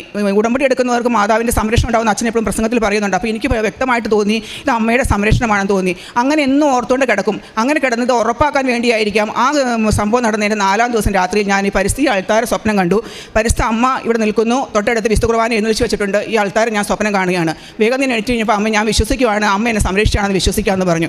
അതിൻ്റെ 3-ാം ദിവസം വീണ്ടും ഞാൻ സ്വപ്നം കണ്ടു. ഈ അവിടെ നമ്മൾ ഉടമ്പടി കൊണ്ട് വയ്ക്കുന്ന ആ ഒരു അൾത്താരയിൽ വിശുദ്ധ കുർബാന എഴുന്നള്ളിച്ച് വയ്ക്കുന്ന ഈ ചാപ്പിലാണ് ഞാൻ കാണുന്നത്, വിശുദ്ധ കുർബാന എഴുന്നള്ളിച്ച് വെച്ചിട്ടുണ്ട്. അങ്ങനെ 2 പ്രാവശ്യം കണ്ടു കഴിഞ്ഞപ്പോൾ എനിക്ക് ഉറപ്പായി ഞാൻ എടുത്ത ഉടമ്പടി സമയത്ത് എൻ്റെ മനസ്സിൽ തോന്നിയ സംശയങ്ങളൊക്കെ ഭയങ്കരമായിട്ട് മാതാവിനെ വേദനിപ്പിച്ചു എന്നൊരു തോന്നൽ എനിക്ക് വന്നു. ഇത് സത്യമായൊരു കാര്യം തന്നെയാണ് ഇത് എന്നുള്ളൊരു ഉറപ്പ് എൻ്റെ മനസ്സിലേക്ക് വരികയും ചെയ്തു. അതിനുശേഷം ഞാൻ എല്ലാവരോടും ധൈര്യമായിട്ട് തന്നെ പറയാൻ ഒരു ഉറപ്പ് എനിക്ക് കിട്ടി. പിന്നെ എനിക്ക് അതിനുശേഷം ഉടനെ തന്നെ സംഭവിച്ചു എൻ്റെ കാര്യങ്ങളും നിയോഗങ്ങളൊന്നുമല്ല ആദ്യം നടന്നത്. ഞാനിവിടെ എഴുതിയിട്ട് പോയ കാര്യങ്ങളാണ് ആദ്യമേ സംഭവിച്ചത്. വേറെ ആളുകൾക്ക് വേണ്ടിയാണ് എഴുതിയിട്ട് പോയത്. എൻ്റെ ബ്രദറിൻ്റെ മകന് റെയിൽവേയിൽ സെലക്ഷൻ ആയിരിക്കുകയായിരുന്നു, പക്ഷേ പോസ്റ്റിംഗ് നടക്കാത്തതുകൊണ്ട് വിഷമിച്ചിരിക്കുകയായിരുന്നു. ഞാനിവിടുന്ന് ഉടമ്പടി എടുത്ത് പോയി പിറ്റേ ആഴ്ച തന്നെ മോന് പോസ്റ്റിംഗ് നടന്നു. അന്ന് നടന്നില്ല എങ്കിൽ പിറ്റേ മാസം ലോക്ക്ഡൗൺ ആവുകയും പിന്നെയുള്ള എല്ലാം ക്യാൻസൽ ചെയ്യുകയും ചെയ്തു, കിട്ടാതെ വന്നതിനായിരുന്നു. അപ്പോൾ അത് കിട്ടിയെന്നുള്ളതാണ് ആദ്യത്തെ ഒരു വിശ്വാസം. ആദ്യമേ തന്നെ എനിക്ക് തന്നൊരു വിശ്വാസത്തിൻ്റെ ഒരു ലക്ഷണം അതായിരുന്നു. രണ്ടാമത്തത് എൻ്റെ ഒരു കസിൻ ബ്രദറിന് പിള്ളേരുണ്ടാകാതിരിക്കുകയായിരുന്നു. അവർക്ക് ഞാൻ ഈ ഉടമ്പടി തൈലം കൊടുത്തിരുന്നു. അവളോട് വയറിൽ കുരിശിട്ട് വിശ്വാസപ്രമാണം ചെല്ലാൻ പറഞ്ഞിരുന്നു. അവരോട് ഈ ഉടമ്പടിയുടെ ഉപ്പ് ഞാൻ വെള്ളത്തിലിട്ട് കുടിക്കണമെന്നും പറഞ്ഞു, ഭക്ഷണത്തിൽ ചേർത്ത് കുടിക്കാനും പറഞ്ഞിരുന്നു. എന്തായാലും മാർച്ച് മാസം തന്നെ ഫെബ്രുവരി എഴുതിയിട്ട് പോയി മാർച്ച് മാസം തന്നെ ഗർഭിണിയാവുകയും ജനുവരിയിൽ ഒരു ആൺകുഞ്ഞിനെ പ്രസവിക്കുകയും ചെയ്തു. അത്ര മറ്റുള്ളവർക്ക് വേണ്ടി എഴുതിയിട്ട് പോയ കാര്യങ്ങൾ പെട്ടെന്ന് ലഭിച്ചു കഴിഞ്ഞപ്പോൾ എനിക്ക് വിശ്വാസം വർദ്ധിച്ചു. പിന്നെ സംഭവിച്ചതെന്താണെന്ന് വെച്ചാൽ ഞാൻ ഇവിടെ നിന്ന് എല്ലാ കാലുവേദന കിടക്കുമ്പോഴൊക്കെ എപ്പോഴും അച്ഛൻ്റെ പ്രസംഗങ്ങൾ പഴയ പ്രസംഗങ്ങളെല്ലാം കേൾക്കും. എൻ്റെ മനസ്സിൽ ഏറ്റവും കൂടുതലൊരു എന്താണെന്ന് വെച്ചാൽ ഞാൻ എന്ത് മനസ്സിൽ ആഗ്രഹിച്ചിട്ട് അതിനൊരു ഉത്തരം കിട്ടണം, എനിക്ക് ദൈവം വചനത്തിലൂടെ ഉത്തരം കിട്ടണം ആഗ്രഹിച്ച ആ പ്രസംഗം കേട്ടാൽ അപ്പം തന്നെ മറുപടി അച്ഛൻ്റെ പ്രസംഗം എൻ്റെ മനസ്സിൽ തോന്നിയ കാര്യം അപ്പം തന്നെ അച്ഛനോട് പറയുന്നുണ്ടാവും. അങ്ങനെ എനിക്ക് മാത്രമല്ല പലർക്കും അത് തോന്നിയിട്ടുള്ള പലരും സംസാരിക്കുമ്പോൾ അവർ പറയും ശരിയാണ് ജോസഫ് അച്ഛൻ്റെ പ്രസംഗം കേട്ട് കഴിയുമ്പോൾ ഏറ്റവും എനിക്കത് ആ പ്രസംഗം ഇഷ്ടപ്പെടാനുള്ള കാരണം വെച്ചാൽ വേറെ ഒരു കഥകളും പറയാതെ വചനം മാത്രം പറഞ്ഞുകൊണ്ട് പരിസ്ഥാത്മാവിൻ്റെ നിറവിൽ പ്രസംഗിക്കുന്ന ആ പ്രസംഗം, അത് കേട്ടുകൊണ്ട് ഒരു നിമിഷം പോലും നമുക്ക് അത് കേൾക്കാതിരിക്കുക, ഓഫാക്കാൻ പറ്റില്ല. അതുപോലൊരു പ്രസംഗമാണ്. ഞാൻ ഇപ്പോഴും കറിക്ക് ചെയ്യുമ്പോഴും അടുക്കള പണി ചെയ്യുമ്പോൾ, ഞാൻ ടീച്ചറായിട്ട് എപ്പോഴും തിരക്കുണ്ടല്ലോ, അടുക്കള പണി ചെയ്യുമ്പോഴൊക്കെ ജലയ്ക്ക് കൊണ്ട് വെച്ചിട്ട് രാവിലെ മുതൽ കേൾക്കുവാണ്, എപ്പോഴും കേട്ടുകൊണ്ടിരിക്കും. അവസാനം ദിവികാരണം ആശീർവാദം വരുമ്പോൾ ഞാൻ വർക്ക് ഏരിയ ആണെങ്കിലും അടുക്കളയാണെങ്കിലും അവിടെ മുട്ടുകുത്തും ഞാൻ. അപ്പോൾ തന്നെ മുട്ടുകുത്തിയിട്ട് ഞാൻ എൻ്റെ ഹസ്ബൻഡെ കണ്ട് പലപ്പോൾ ഞാൻ മുട്ടുകുത്തി ഞാൻ കൊമ്പിടും. അങ്ങനെ ഞാൻ എപ്പോഴും ഈ പ്രസംഗം കണ്ടിന്യൂസ് ആയിട്ട് കേട്ടുകൊണ്ടിരിക്കും. ഒരു ദിവസം ഞാൻ കേട്ടുകൊണ്ടിരുന്ന സമയത്ത് എൻ്റെ അച്ഛൻ പറയുകയാണ്, പഴയ പ്രസംഗമായിരുന്നു, അത് ലൈവ് അല്ലായിരുന്നു, എന്നിട്ട് പോലും അച്ഛൻ പറയുകയാണ്, ഒരു കുട്ടിയുടെ കയ്യിൽ വിയർത്ത് ഒഴുകിക്കൊണ്ടിരിക്കുകയാണ്, പരീക്ഷ പേപ്പർ നനഞ്ഞു പോകുന്നതായിട്ട് കാണിക്കുന്നുണ്ട്, ആ കൊച്ചിൻ്റെ കൈക്ക് സൗഖ്യം കൊടുക്കുന്നതായിട്ട് ദൈവം കാണിക്കുന്നു പറഞ്ഞു. അപ്പോൾ എൻ്റെ മോൾക്കും ഇതേ ഇത് തന്നെ ഉണ്ടായിരുന്നു. മോൾ എപ്പോഴും പറയും, അമ്മ എൻ്റെ കൈ ഇങ്ങനെ പരീക്ഷ പേപ്പറൊക്കെ ഇങ്ങനെ നനഞ്ഞു പോവുകയാണല്ലോ, എന്താ ചെയ്യാമെന്ന് എപ്പോഴും പറയും എന്നോട്. അപ്പോൾ ഞാൻ, അമ്മ മാതാവ്, എൻ്റെ മോൾക്ക് ഇങ്ങനെ ഒരു അസുഖമുണ്ടല്ലോ, അതൊന്ന് സുഖപ്പെടുത്തിക്കൊണ്ട് 10ാം ക്ലാസ്സിൽ പരീക്ഷ എഴുതാൻ പോകാണല്ലോ അമ്മയെന്ന് ഞാൻ കരഞ്ഞോട് പ്രാർത്ഥിച്ചു. എന്തായാലും 3 ദിവസം കഴിഞ്ഞ് ഞാൻ മോളോട് ചോദിച്ചു, മോളെ കയ്യിൽ ഇപ്പോൾ എങ്ങനെ ഇടുന്നു ചോദിച്ചു. പറഞ്ഞു, അമ്മ എൻ്റെ കയ്യിലെ വിയർപ്പ് ഇപ്പം മാറിയില്ലോമേ, ഇപ്പം പൂർണ്ണമായിട്ടത് മാറിയില്ലോമേ എന്ന് പറയുകയാണ്. അതാണ് എൻ്റെ വീട്ടിലേക്ക് ലഭിച്ച ആദ്യത്തെ അനുഗ്രഹമായിട്ട് എനിക്ക് വിശ്വാസത്തിലേക്ക് എന്നെ കൊണ്ടുവന്ന ഏറ്റവും വലിയ അനുഗ്രഹമായത്.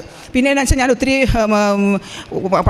എൻ്റെ വീടിനടുത്ത് സ്ട്രോക്ക് വന്നൊരു ചേട്ടൻ ഹിന്ദു ആയിരുന്നു, റബ്ബർ വെട്ടാൻ ചേട്ടനാണ് തളർന്ന് കിടക്കുമായിരുന്നു. ഞാൻ ഇവിടുന്ന് പോയി ചെന്ന് കഴിഞ്ഞിട്ട് കൃപാസനം പത്രവുമായിട്ട് ചെന്ന് ഇടയ്ക്കിടയ്ക്കെല്ലാം ആ ചേട്ടൻ്റെ അടുത്ത് ചെല്ലും.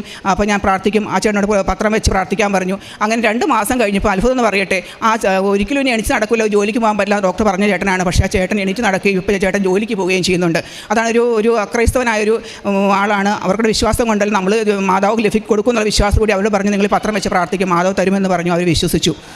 വേറൊന്ന്, ഒത്തിരി പേർക്ക് ഞാൻ ഭവനമില്ലാത്തതുകൊണ്ട് എൻ്റെ ഫ്രണ്ട്സ് സഹപ്രവർത്തകർക്കൊക്കെ ഞാൻ വേണ്ടി പ്രാർത്ഥിക്കാറുണ്ട്. അവർ പറഞ്ഞിട്ട് ഭവനമില്ലാത്തതുകൊണ്ട് പ്രാർത്ഥിച്ചു. ഭവനം പണി നടന്ന് പൂർത്തിയാകാൻ പോകുന്നവരുണ്ട്. കല്യാണം നടക്കാത്തവർ പ്രാർത്ഥിക്കാൻ പറഞ്ഞിട്ട് കല്യാണം 2 പേർക്ക് നടന്നു. കുട്ടികളില്ലാത്തവർ കൊണ്ട് പ്രാർത്ഥിച്ചു. കുട്ടികളെല്ലാം മാതാവിൻ്റെ മുമ്പിൽ ഞാൻ സാക്ഷ്യം പറയണം, കാരണം മാതാവെ സാക്ഷ്യം പറഞ്ഞുകൊണ്ടാണ് ഞാൻ അവർക്ക് വേണ്ടി പ്രാർത്ഥിക്കുന്നത്. കൂടാതെ എൻ്റെ ഒരു സ്റ്റുഡൻറ്റ് 5 പ്രാവശ്യം IELTS എഴുതിയിട്ട് കിട്ടാതെ വന്നപ്പോൾ ടീച്ചർ എനിക്ക് വേണ്ടി ഒന്ന് പ്രാർത്ഥിക്കണം കേട്ടോ, എനിക്ക് എബ്രോഡ് പോകാനാണെന്ന് പറഞ്ഞു. ഞാൻ എന്നിട്ട് മകൾക്ക് വേണ്ടി പ്രാർത്ഥിച്ചു, സാക്ഷ്യം പറഞ്ഞോളാം, ഞാൻ പറഞ്ഞോളാം എന്ന് പറഞ്ഞ് സാക്ഷ്യം പറഞ്ഞോളാം എന്ന് പ്രാർത്ഥിച്ചു കഴിഞ്ഞപ്പോൾ ആ പ്രാവശ്യം എഴുതിയപ്പോൾ തന്നെ കുട്ടിക്ക് ആവശ്യമായ സ്കോർ ലഭിക്കുകയും ആ കുട്ടിയുടെ ഓസ്ട്രേലിയയ്ക്കുള്ള എല്ലാ പേപ്പറുകളും ശരിയാവുകയും ഇപ്പോൾ ഉടനെ തന്നെ ആ കുട്ടി ഓസ്ട്രേലിയയ്ക്ക് പോവുകയും ചെയ്യും.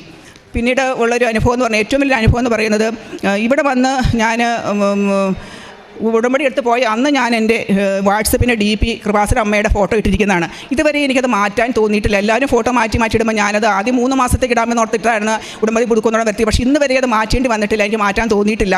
അതാണ് എല്ലാവർക്കും അത് എൻ്റെ എടുക്കുമ്പോൾ തന്നെ ആ മാതാവിൻ്റെ ഒരു സാക്ഷ്യത്തിനായിട്ട് മാത്രമേ പ്രേക്ഷിത വേലയായിട്ട് കിടക്കട്ടെ, എല്ലാവരും കാണട്ടെ, മാതാവിനെ അറിയട്ടെ എന്ന് ഓർത്തിട്ടാണ് ഇട്ടിരിക്കുന്നത്.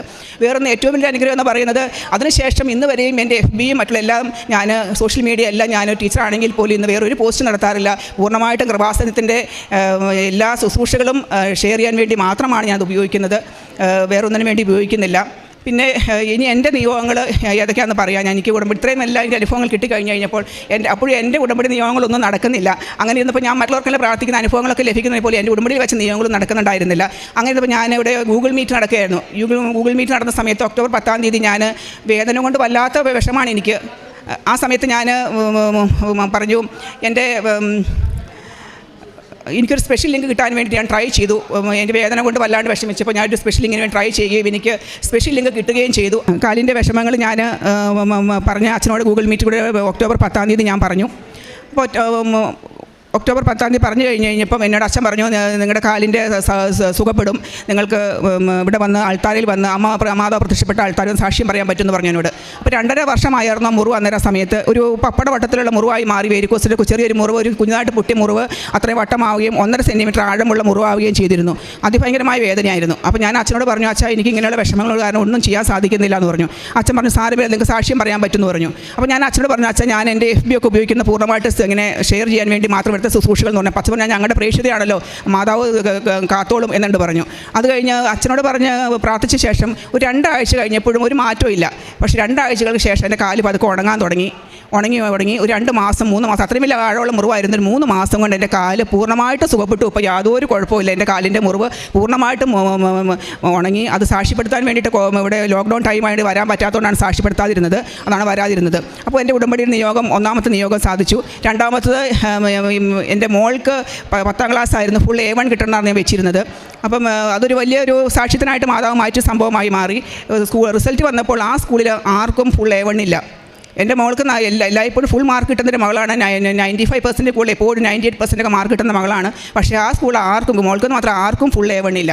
അപ്പോൾ മലയാളം വിഷയം അതിന് എല്ലാവർക്കും B1 ആണ്. അപ്പോൾ ഇങ്ങനെ വന്നപ്പോൾ ഞാൻ ആകെ വിഷമായി. കാരണം ഒരു പക്ഷേ എനിക്ക് തോന്നുന്നത് ഫുൾ A1 ആദ്യമേ തന്നെ കിട്ടിക്കഴിഞ്ഞാൽ ഞാനൊക്കെ ഒരു പക്ഷേ പറയുമായിരിക്കും എൻ്റെ മോൾ പഠിക്കുന്നതല്ലേ അതുകൊണ്ട് മോൾക്ക് കിട്ടിയെന്ന് പറയുമായിരിക്കും. അതുകൊണ്ടായിരിക്കാം അങ്ങനെ സംഭവിച്ചെന്ന് തോന്നുന്നു. അതിനുശേഷം ഈ മലയാളം വിഷയം എൻ്റെ മകൾ റീവാലുവേഷന് കൊടുത്തു കഴിഞ്ഞപ്പോൾ മകൾക്ക് 99 മാർക്ക് ലഭിച്ചു. അപ്പോൾ എന്ന് പറഞ്ഞു കഴിഞ്ഞാൽ ഫുൾ നല്ല ഒരു മാർക്ക് മാത്രമേ പോയുള്ളൂ. അത്ര എളുപ്പത്തിൽ എഴുതിയൊരു വിഷയത്തിന് B1 ആണ് വാല്യൂഷൻ സമയത്ത് കിട്ടിയുള്ളൂ. അതെനിക്ക് തോന്നുന്ന മാതാവിൻ്റെ ഒരു അത്ഭുതമായിട്ട് മാതാവ് തന്നാന്ന് വിശ്വസിക്കുന്നതിന് വേണ്ടി തന്നെയാണ് അങ്ങനെ ഫുൾ A1 രണ്ടാമത്തെ റീവാലുവേഷൻ കൊടുത്ത മകൾക്ക് കിട്ടി. രണ്ടാമത്തെ നിയോഗം സാധിച്ചു. മൂന്നാമത്തത് എൻ്റെ ഹസ്ബൻഡിന് ഒരു ജോലി കിട്ടുവാൻ വേണ്ടിയായിരുന്നു. +2 അധ്യാപകനായിരുന്നു. റിട്ടയറായി കഴിഞ്ഞ ശേഷം 2 വർഷം വീട്ടിൽ ജോലി, പിന്നെ ജോലിക്ക് ട്രൈ ചെയ്തിരുന്നു. ഒരു ബോറിംഗ് ആയതുകൊണ്ട്. അങ്ങനെ ഇരിക്കുമ്പം ഒരു ഫിനാൻസിൽ മാനേജറായിട്ട് ജോലി കിട്ടി. അത് മാതാവ് തന്നതാണ്. ആദ്യമേ തന്നെ അതാണ് ഞങ്ങളുടെ കുടുംബത്തിൽ ലഭിച്ച ഒരു നിയോഗങ്ങളിൽ ആദ്യം ലഭിച്ചത്. പിന്നെ നാലാമത്തെന്ന് പറയുന്നത് കുടുംബസമാധാനത്തിന് വേണ്ടി വെച്ചിരുന്നതായിരുന്നു. ഒരു കൂട്ടുകുടുംബമായതുകൊണ്ട് തന്നെ പല വേദനകളൊക്കെ എപ്പോഴും ഉണ്ടാകുമായിരുന്നു. എന്തായാലും സമാധാനം മാതാവ് ഒത്തിരിയേറെ തന്നു ഞങ്ങൾക്ക്. ഇത്രയും നിയോഗങ്ങൾ 6 നിയോഗങ്ങൾ വെച്ച് 4 നിയോഗങ്ങളും അമ്മ മാതാവ് സാധിച്ചു തന്നു. പിന്നെ വേറൊന്ന് പറയുന്നത്, ഞാനിപ്പം എൻ്റെ പെൻഷൻ പേപ്പറുകളെല്ലാം ഏറ്റവും ലാസ്റ്റാണ് അത് സ്കൂളിൽ നിന്ന് അയച്ചത്. കാരണം പല കാര്യങ്ങൾ കൊണ്ട് തടസ്സപ്പെട്ട് പോയിട്ട് എനിക്ക് തോന്നുന്നത് ജനുവരി മാസത്തിലാണ് എൻ്റെ പേപ്പറുകളെല്ലാം സ്കൂളിൽ നിന്ന് അയച്ചത്. PF-ൻ്റെയും എല്ലാ ഗ്രാറ്റുവിറ്റിയുടെയും കമ്മ്യൂട്ടേഷൻ്റെയും ഒക്കെ എല്ലാ പേപ്പറുകളും പെൻഷൻ്റെ പേപ്പറുകളെല്ലാം അയച്ചത്. എങ്കിൽ തന്നെ ഞങ്ങളുടെ പരിസരത്തുള്ള എല്ലാ സ്കൂളുകളിലും വെച്ചിട്ട് ഏറ്റവും ആദ്യം എനിക്ക് പെൻഷൻ്റെ ആനുകൂല്യങ്ങളെല്ലാം ആദ്യമേ തന്നെ എനിക്കാണ് അമ്മ മാതാവ് വാങ്ങിത്തന്നത്. അത് വലിയൊരു അത്ഭുതമായി തോന്നി എനിക്ക്. കാരണം ഏപ്രിൽ തന്നെ മാർച്ച് 31 പെൻഷനായി ഞാൻ ഏപ്രിൽ തന്നെ പെൻഷൻ വാങ്ങിയ ഒരാളാണ്. എല്ലാ ആനുകൂല്യങ്ങളും ഏപ്രിലും മെയ് ആദ്യത്തെ ആഴ്ചയിലുമായിട്ട് എനിക്ക് ലഭിച്ചു. PF-ഉം ഗ്രാറ്റുവിറ്റിയും കമ്മ്യൂട്ടേഷനൊക്കെ ഇപ്പോഴും കിട്ടാത്തവരുണ്ട്. അപ്പോൾ എത്രയോ അധികമായിട്ട് അമ്മ എന്നെ കരുതുന്നു. അമ്മ എന്നെ ഭൗതികമായ കാര്യങ്ങളും നമ്മളെ കരുതുന്നു, ആത്മീയമായ കാര്യങ്ങളെല്ലാം കരുതുന്നു എന്ന് ഞാൻ വിശ്വസിക്കുകയാണ്. അപ്പോൾ ഞാൻ വചനത്തിൻ്റെ അടിസ്ഥാനത്തിൽ തന്നെ പറയുകയാണ്, മരുന്നോ ലേപനൌഷധവും അല്ല, പിന്നെയോ ജീവൻ നൽകുന്ന അവിടുത്തെ വചനമാണ് അവർ സുഖപ്പെടുത്തിയത്. ജ്ഞാനത്തിൻ്റെ പുസ്തകം 16-ാം അധ്യായം 12-ാം തിരുവചനം ഞാൻ ഇപ്പോഴും ഓർക്കുകയാണ്. അത് ഉറപ്പിച്ച് പറയുന്നതിന് വേണ്ടി ദൈവമാതാവിൻ്റെ മധ്യസ്ഥയാൽ യേശു തന്നെയാണ് സൗഖ്യപ്പെടുത്തിയെന്ന് വിശ്വസിക്കുകയാണ് ഞാൻ.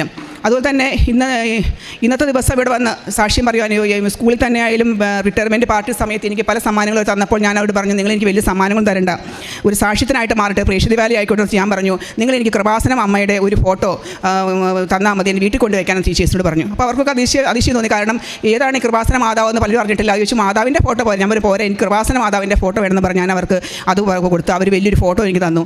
അത് വലിയ സാക്ഷ്യമാണ്. കാരണം ആ ഫോട്ടോ ഞാൻ FB-യിൽ ഇട്ടിരുന്നു. കാരണം വെച്ചാൽ ഇത് എല്ലാവരും കാണട്ടെ. ഒരു മാതാവിൻ്റെ ഫോട്ടോയാണ് സമ്മാനമായിട്ട് വാങ്ങി ഞാൻ എൻ്റെ വീട്ടിൽ കൊണ്ടുപോയി വെച്ചു. അപ്പോൾ എല്ലാവരും അതോടുകൂടി മാതാവിനെ അറിഞ്ഞു, കൃപാസന മാതാവിനെ അറിയട്ടെ എന്നാണ് ഞാൻ വിചാരിച്ചത്. അങ്ങനെ ചെയ്യാനൊരു ഒരു ശക്തി കിട്ടി, മനുഷ്യരുടെ പറയാനൊരു ശക്തി കിട്ടിയെന്നാണ് ഞാൻ പറയുന്നത്. കരങ്ങളടിച്ച് നമുക്ക് കർത്താവിനെ മഹത്വപ്പെടുത്താം. വലിയൊരു സാക്ഷ്യമാണ്. ഷേർലി എന്ന സഹോദരി +2 അധ്യാപികയാണ്. ഇപ്പോൾ റിട്ടയർഡായി അല്ലേ? റിട്ടയറായി. വലിയൊരു സാക്ഷ്യമാണ്. കൃപാസനത്തിലൂടെ കടന്നു വന്ന ഒത്തിരിയേറെ വ്യക്തികൾ അവരുടെ അറിവില്ലായ്മ മൂലവും മറ്റു പല തെറ്റിദ്ധാരണകളുടെ പേരിലൊക്കെ കൃപാസനത്തെ പറ്റി ദുഷിച്ച് സംസാരിക്കുമ്പോൾ ഈ മകൾക്കും ആകെ ഒരു കൺഫ്യൂഷനായിരുന്നു. പക്ഷേ കൃപാസനത്തിലൂടെ കടന്നു വന്നപ്പോൾ പരിശുദ്ധാത്മാവിൻ്റെ പ്രത്യേക പ്രചോദനം എന്നാണ്. പരിശുദ്ധം നിറഞ്ഞു, ആ സംശയങ്ങളൊക്കെ ദൂരീകരിച്ചു, പൂർണ്ണ വിശ്വാസത്തിലേക്ക് കടന്നു വന്നു. കാരണം ആത്മാവ് വന്ന് നിറയുമ്പോഴാണ് നമുക്ക് നമ്മുടെ ഉള്ളിലുള്ള സംശയങ്ങൾക്കൊക്കെ ഒരു നിവാരണം കിട്ടുന്നത്. അപ്പോൾ അതിൻ്റെ ആ സംശയം എല്ലാം ഇപ്പോൾ കറക്റ്റായി. കാരണം കൃപാസനത്തിലൂടെ കടന്നു വന്ന ഉടമ്പടിയത്തിന് ശേഷം ആദ്യം പരിശുദ്ധം ഒരു അടയാളം കാണിച്ചു കൊടുക്കും അല്ലേ? ഉടമ്പടിയത്തിന് ശേഷമല്ല ആ ആക്സിഡൻറ്റ് സംഭവിക്കുന്നത്. അതെ, ഒരു എന്നും പോകുന്ന ഒരു വഴിയാണ്. അപ്പോൾ ആ മകളെ കൊണ്ടുവരാൻ പോയതാണ് അല്ലേ? മകളെ കൊണ്ടുവരാൻ പോയതാണ്. അപ്പോൾ വളവിൽ വെച്ച് പെട്ടെന്ന് ഒരു ആക്സിഡൻറ്റ് പറ്റി. പക്ഷേ എന്താ സംഭവിച്ചതെന്ന് വെച്ചാൽ ഈ സ്റ്റിയർ വെട്ടിച്ചിട്ടാണ് അല്ലേ ഇടിച്ച് അവിടെ മതിലിൽ ചെന്ന് ഇടിച്ചു എന്നുള്ള ഒരു സ്കൂൾ ബസ് വലിയൊരു വാഹനത്തിൻ്റെ മുമ്പിലാണ് ചെന്ന് പെട്ടത് വളവിൻ്റെ സമയത്ത്. അപ്പോൾ വലിയൊരു ആക്സിഡൻറ്റ് നടക്കുന്ന സമയത്ത് പെട്ടെന്ന് പരിശുദ്ധ അമ്മയുടെ പ്രത്യേക കരുതലുണ്ടായി. അപ്പോൾ അവിടെ ചെന്ന് ഇടിച്ചപ്പോൾ ഒന്നും പറ്റിയില്ല. കാറിന് ജസ്റ്റ് കുറച്ച് മെയിൻ്റനൻസ് ചെയ്യേണ്ട വന്നു, അല്ലാതെ മേജറായിട്ട് കാറിന് പോലും ഒന്നും പറ്റിയില്ല എന്നുള്ളതാണ്. ഒരു അപകടവും പറ്റാതെ പരിശുദ്ധമ്മ സംരക്ഷിച്ചു. അന്ന് രാത്രി അല്ലേ കൃപാസന അൾത്താര 2 ദിവസം കഴിഞ്ഞപ്പോൾ കൃപാസന അൾത്താരയും എല്ലാം സ്വപ്നത്തിൽ കണ്ടു. അപ്പോൾ ഈ മകൾക്ക് തന്നെ ഒരു ബോധ്യം കിട്ടി. ഒരു സംശയമായിരുന്നു എനിക്കിത് അമ്മയുടെ സംരക്ഷണമാണോ എന്ന് സംശയമായിരുന്നു. അപ്പോൾ ഉറപ്പാക്കാൻ വേണ്ടിയാണ്. അപ്പോൾ അങ്ങനെ ഒരു ബോധ്യം കൊടുത്തു. കാരണം കൃപാസനത്തിൽ നിന്ന് തന്നെയാണ്, പരിശുദ്ധ അമ്മയാണ് ആ ആക്സിഡൻറ്റിൽ നിന്ന്. കാരണം നമുക്കറിയാം കൃപാസനം നടക്കുന്ന മരിയൻ ഉടമ്പടി പ്രാർത്ഥന അത് ദൈവിക സംരക്ഷണം കുടുംബത്തിന് മുഴുവനും ഉറപ്പുവരുത്തുന്ന പ്രാർത്ഥനയാണ്. കാരണം വേറൊന്നുമല്ല, വാഗ്ദാന പേടകമായ പരിശുദ്ധ അമ്മ തന്നെയാണ് ഉടമ്പടി എടുക്കുന്ന ഓരോ ഭാവനങ്ങളിലേക്കും കടന്നു ചെന്ന് ഓരോ ആവശ്യങ്ങളിൽ ക്രമപ്പെടുത്തുന്നത്. അങ്ങനെയാണ് ആദ്യത്തെ അടയാളം ലഭിക്കുന്നത്. പിന്നെ രണ്ടാമത്തെ കാര്യം പറഞ്ഞത് പ്രകാരമാണ് 2.5 കൊല്ലത്തോളമായിട്ട് ഈ വെരിക്കോസ് വെയിൻ വന്നിട്ട് അത് വലിയൊരു വൂണ്ടായിട്ട് അത് ഉണങ്ങാതെ ഇരിക്കുമായിരുന്നു. അപ്പോൾ നമുക്കറിയാം ലോക്ക്ഡൗൺ കാലഘട്ടത്തിൽ പരിശുദ്ധാത്മാവ് പ്രത്യേകം പ്രചോദനം തന്നാണ് നമ്മൾ ഗൂഗിൾ മീറ്റ് ആരംഭിച്ചത്. അപ്പോൾ ബഹുമാനപ്പെട്ട ജോസഫ് അച്ഛനോട് ഈ വൂണ്ടിൻ്റെ കാര്യം സ്പെഷ്യൽ ലിങ്ക് വഴി അസുഖമുള്ളവർക്ക് കിട്ടുന്ന ആ പ്രത്യേക ദുരിതങ്ങളിലൂടെ കടന്നു പോകുന്നവർക്ക് വേണ്ടി കിട്ടുന്ന സ്പെഷ്യൽ ലിങ്ക് കിട്ടി. ബഹുമാനപ്പെട്ട ജോസഫ് അച്ഛൻ്റെ പ്രാർത്ഥന ഗൂഗിൾ മീറ്റ് വഴി കിട്ടി. ഇപ്പോൾ ഞാൻ ചോദിച്ചു, അപ്പോൾ എങ്ങനെയാണ് ഇപ്പോൾ കാലിൽ വൂണ്ട് എങ്ങനെയാണ്? എല്ലാം മാംസം കവർ ചെയ്ത് വരുന്നുണ്ട്. കാരണം വലിയൊരു കവർ ചെയ്ത് പൂർണ്ണമായിട്ടും കവർ ചെയ്തു എന്നാണ് പറഞ്ഞത്. ഇനി നേരിയതായിട്ട് ഇപ്പം എപ്പോഴും സ്കൂളിലൊക്കെ പഠിപ്പിക്കാൻ പോകുമ്പോൾ ഇങ്ങനെ കാലിൽ ഇങ്ങനെ കെട്ടി വെച്ചിട്ട് നടക്കണം. സ്കിൻ തിന്നായതുകൊണ്ട് ജസ്റ്റ് ഇപ്പോൾ കെട്ടി വെച്ചിട്ടുണ്ട്. ഞാൻ ചോദിച്ചു കാലം എങ്ങനെയുണ്ടെന്ന്. അപ്പോൾ മാംസം എല്ലാം കവർ ചെയ്തു എന്നാണ് പറഞ്ഞത്. അപ്പോൾ പഠിപ്പിക്കുന്ന കാലഘട്ടത്തിലാണെങ്കിലും ഒത്തിരി ബുദ്ധിമുട്ടിയിരുന്നു. കാരണം ക്ലാസ്സിൽ അധികം നേരം നിൽക്കാൻ പറ്റത്തില്ല. അപ്പോൾ ഇരുന്നൊക്കെയാണ് ക്ലാസ് എടുത്തുകൊണ്ടിരുന്നത്. അപ്പോൾ ഒരു സ്റ്റുഡൻറ്റ് തന്നെ ഈ ടീച്ചറിന് ഒരു പത്രം കൊണ്ടുപോയി കൊടുത്തു. പക്ഷേ 2 വർഷത്തോളം ടേബിളിൽ ഇരുന്നെങ്കിലും അത് എടുക്കാൻ തോന്നിയില്ലെന്നാണ് പറഞ്ഞത്. പക്ഷേ വലിയൊരു അനുഗ്രഹത്തിൻ്റെ വാതിലായിരുന്നു. ആ സ്കൂളിൽ തന്നെ ഒരു കുട്ടിയുടെ അമ്മയാണ് ടീച്ചറിന് കൊണ്ടേ കൊടുക്കുന്നത് പറഞ്ഞു. പക്ഷേ ടീച്ചർ അത് എടുത്തില്ല. പക്ഷേ അതിൻ്റെ സമയം ഇതായിരുന്നു, അനുഗ്രഹത്തിൻ്റെ സമയം ഇതായിരുന്നു. ഇപ്പോൾ വലിയ സാക്ഷിയായിട്ടാണ് മുമ്പിൽ വന്ന് നിൽക്കുന്നത്. ഗൂഗിൾ മീറ്റിലൂടെ പറഞ്ഞതിന് ശേഷം പെട്ടെന്നാണ് അത്ഭുതം നടന്നത്. ഇപ്പോൾ കാലിലെ മുറിവ് പൂർണ്ണമായിട്ട് ഉണങ്ങി ഇനി ജസ്റ്റ് സ്കിന്നൊന്ന് കട്ട് ചെയ്യാവാനുള്ളൂ എന്നാണ് പറഞ്ഞത്. 3-ാമത്തെ വിഷയം എന്ന് പറഞ്ഞത് എപ്പോഴും ഉടമ്പടി ആരാധനയിൽ, ഉടമ്പടി ധ്യാനത്തിൽ എപ്പോഴും പങ്കെടുത്ത് പ്രാർത്ഥിക്കുമായിരുന്നാണ് പറഞ്ഞത്. അപ്പോൾ അങ്ങനെ ഒരു ദിവസം കഴിഞ്ഞുപോയ ഒരു ഉടമ്പടി ധ്യാനത്തിലെ ആരാധനയിൽ ബഹുമാനപ്പെട്ട ജോസഫ് അച്ഛൻ പറഞ്ഞുകൊണ്ടിരിക്കുകയാണ്, ഇങ്ങനെ കൈ എപ്പോഴും വേർത്തിങ്ങനെ ടെൻഷനടിച്ച് പരീക്ഷ പേപ്പർ കാണുമ്പോൾ ഇങ്ങനെ വേർത്തൊലിക്കുന്ന മക്കളെ കാണിക്കുന്നുണ്ടെന്ന് പറഞ്ഞു. അപ്പോൾ ടീച്ചറിൻ്റെ മകൾക്കും ആ പ്രശ്നം ഉണ്ടായിരുന്നു. അപ്പോൾ എൻ്റെ മകളെയും സമർപ്പിച്ച് ആ സമയം ആരാധനയോട് ചേർത്ത് സമർപ്പിച്ചപ്പോൾ പിന്നീട് ആ മകൾക്ക് അങ്ങനെ ഒരു പ്രശ്നമില്ലെന്ന് പറഞ്ഞു. അതുപോലെ തന്നെ വലിയൊരു സാക്ഷ്യം പറഞ്ഞതാണ് തെങ്ങ് ചെത്തിയിരുന്ന ഒരു മകൻ, അല്ലേ?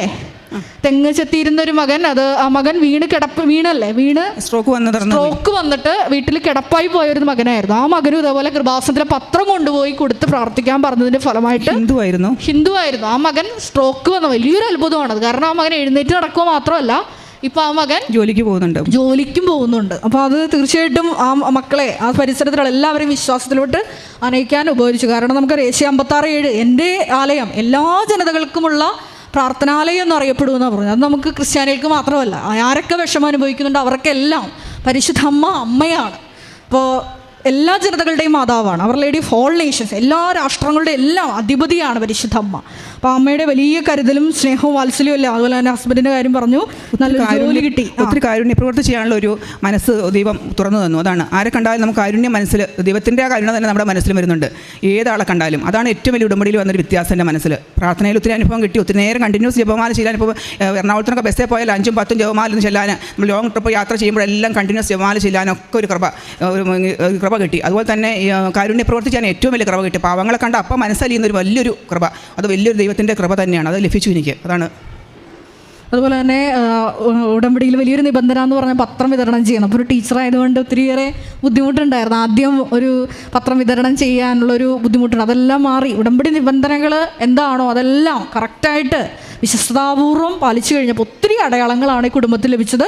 അതുപോലെ തന്നെ പറഞ്ഞ വലിയൊരു കാര്യം എന്ന് പറഞ്ഞാൽ ഫേസ്ബുക്ക്, സോഷ്യൽ മീഡിയ എല്ലാം പരിശുദ്ധ അമ്മയുടെ മഹത്വത്തിന് വേണ്ടിയിട്ടാണ് ഉപയോഗിക്കുന്നത്. നമുക്കെല്ലാവർക്കും ഇതൊരു മാതൃകയാണ്. കാരണം നമ്മളെല്ലാവരും നമുക്കറിയാം ഒരു 80 വയസ്സ് കഴിഞ്ഞ് എല്ലാവരും ലോകത്തുനിന്ന് പിന്മാറേണ്ട ആൾക്കാരാണ്. പക്ഷേ പലപ്പോഴും നിത്യജീവിതത്തെപ്പറ്റി ആഴമായ അറിവില്ലാത്തത് കാരണം നൈമിഷികമായ സുഖങ്ങളുടെ പിന്നാലെ പായുന്ന ഇപ്പോഴത്തെ കാലഘട്ടത്തിൽ സോഷ്യൽ മീഡിയ അത് ഈശോയുടെ നാമമഹത്വത്തിനായിട്ട്, പ്രത്യേകിച്ചും കൃപാസനത്തിൽ പ്രത്യക്ഷപ്പെട്ട പരിശുദ്ധ അമ്മയുടെ ഉപരിമഹത്വത്തിനായിട്ടാണ് സഹോദരി ടീച്ചർ ഉപയോഗിക്കുന്നതെന്നാണ് സാക്ഷ്യപ്പെടുന്നത്. വലിയൊരു സാക്ഷ്യമാണ്. കാരണം എപ്പോഴും എല്ലാ ശുശ്രൂഷ നൊവേനെന്നും കൂടുന്നുണ്ട്. നൊവേനെ അപ്പം തന്നെ ഷെയർ ചെയ്യുകയാണ്. ധ്യാനം കഴിഞ്ഞ് അപ്പം തന്നെ ഷെയർ ചെയ്യുകയാണ്. എല്ലാം ഷെയർ ചെയ്യുന്നുണ്ട് കണ്ടിന്യൂസ്. അത് മാത്രം അപ്പോൾ ഒത്തിരി പേര് കണ്ടു തുടങ്ങി. ആദ്യമൊക്കെ എല്ലാവർക്കും അത് മടിയെ കാണുമ്പോൾ എന്ന് എപ്പോഴും പ്രാർത്ഥന ടീച്ചർ വിടുന്നതെന്ന് ചോദിക്കില്ലായിരുന്നു. ഇപ്പോൾ പലരും ടീച്ചേഴ്സ് പോലും പലരും കണ്ട് അവിടെ ലൈക്ക് അടിക്കുന്നത് കാണുന്നുണ്ട്. അപ്പോൾ പലരും ആദ്യമൊക്കെ എല്ലാവരും അത് കാണില്ല, ലൈക്ക് അടിക്കില്ല. പക്ഷേ ഇപ്പോൾ പലരും ടീച്ചേഴ്സ് പോലും കാണുന്നുണ്ട്. അപ്പോൾ നമുക്ക് സന്തോഷമായി തുടങ്ങി. പലർക്കും അനുഭവം കിട്ടിയിട്ടുണ്ട്. അതുകൊണ്ടാണത്. ഓക്കെ. ഉടമ്പടി വഴി ഈ കുടുംബത്തിന് ലഭിച്ച ചെറുതും വലുതുമായിട്ടുള്ള എല്ലാ അനുഗ്രഹങ്ങൾക്കും ഒരിക്കൽ കൂടി പരിശുദ്ധ അമ്മയ്ക്ക് നന്ദി പറഞ്ഞുകൊണ്ട്. Ave Maria. ഞാൻ എലിസബത്ത് ആൻ്റണി, തിരുവനന്തപുരത്താണ് താമസം. ഞാൻ ആദ്യമായിട്ട് ഉടമ്പടി എടുത്തത് ജൂൺ 13 2022 എൻ്റെ ബ്രദർ മുഖേനയാണ് ഞാൻ ഉടമ്പടിയെ പറ്റി അറിഞ്ഞത്. ആദ്യം എനിക്ക് ഹസ്ബൻഡിനും വളരെ സീരിയസ് ആയി 2021 കോവിഡ് ബാധിച്ച് എനിക്ക് ഒത്തിരി സീരിയസ് ആയിപ്പോയി. എൻ്റെ ബ്രദർ ഉടമ്പടി എടുത്ത ആളായിരുന്നു. എൻ്റെ ബ്രദറും സഹോദരിമാരും എനിക്ക് വേണ്ടി വീഡിയോ കോളിലൂടെ പ്രാർത്ഥിച്ച്, ബ്രദർ നെറ്റിയിൽ ഉടമ്പടി എടുത്ത ആളായതുകൊണ്ട് നെറ്റിയിൽ തൈലം പൂശിയിട്ടൊക്കെയാണ് പ്രാർത്ഥിച്ചുകൊണ്ടിരുന്നത്. അതിശയമായ വിധം എനിക്ക് ഒത്തിരി സീരിയസ് ആയിട്ടിരുന്ന എനിക്ക് യാതൊരു സൈഡ് എഫക്ട്സും ഇല്ലാതെ ഒത്തിരി സീരിയസ് ആയിരുന്നു. 48% മാത്രമേ എൻ്റെ ലങ്സ് കപ്പാസിറ്റി ഉണ്ടായിരുന്നുള്ളൂ. അമ്മ മാതാവിൻ്റെ മധ്യസ്ഥത കൊണ്ട് എൻ്റെ ബ്രദർ അന്ന് ഉടമ്പടി എടുത്ത് തൈലം നെറ്റിയിൽ പൂശി വീഡിയോ കോളിലൂടെ പ്രാർത്ഥിച്ച് അത്ഭുതകരമായ വിധം എനിക്ക് ഒരു സൈഡ് എഫക്ട്സും ഇല്ലാതെ ഞാൻ കോവിഡിൽ നിന്ന് പുറത്തു വന്നു. അതേസമയം എൻ്റെ ഹസ്ബൻഡിനാണെങ്കിൽ ഒരുപാട് കോംപ്ലിക്കേഷൻസോട് കൂടിയാണ്. പ്രാർത്ഥനയിലൊന്നും വിശ്വാസമില്ല, ദൈവത്തിലും വിശ്വാസമില്ലാത്ത ആളാണ് അദ്ദേഹം. പ്രാർത്ഥിക്കുമ്പോഴെല്ലാം എൽസി പ്രാർത്ഥിച്ചോ എന്ന് എന്നോട് പറയും. എന്തായാലും അദ്ദേഹവും കോവിഡിൽ നിന്ന് പൂർണ്ണ നെഗറ്റീവായി പുറത്തു വന്നു.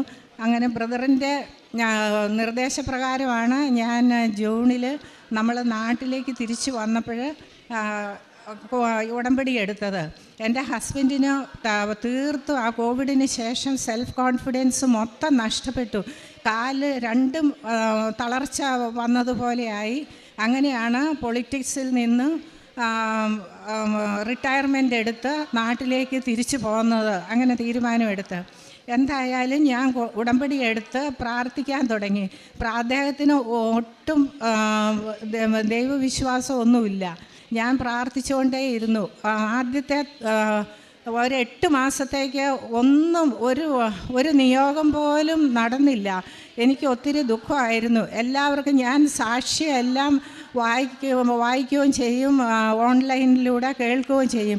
എല്ലാവർക്കും അമ്മയുടെ അനുഭൂതിയും അതെല്ലാം അനുഭവിക്കാനെല്ലാം സാധിച്ചിട്ടുണ്ട്. എനിക്ക് മാത്രം ഒന്നും സാധിക്കുന്നില്ല, ഒന്നും കിട്ടിയില്ല.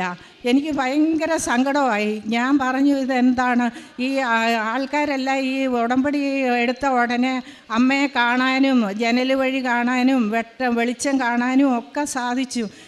ഇത് പറയണത് വല്ല ഉടായിപ്പുമായിരിക്കും. അല്ലാതെ ഈ ബഹുമാനപ്പെട്ട ജോസഫ് അച്ഛൻ പോലും അദ്ദേഹത്തിൻ്റെ ഒരു ജന്മം മൊത്തം മാതാവിന് വേണ്ടി ഒഴിഞ്ഞു വെച്ചതിന് ശേഷമാണ് അമ്മയെ ആൾത്താരയിൽ ദർശിച്ചത്.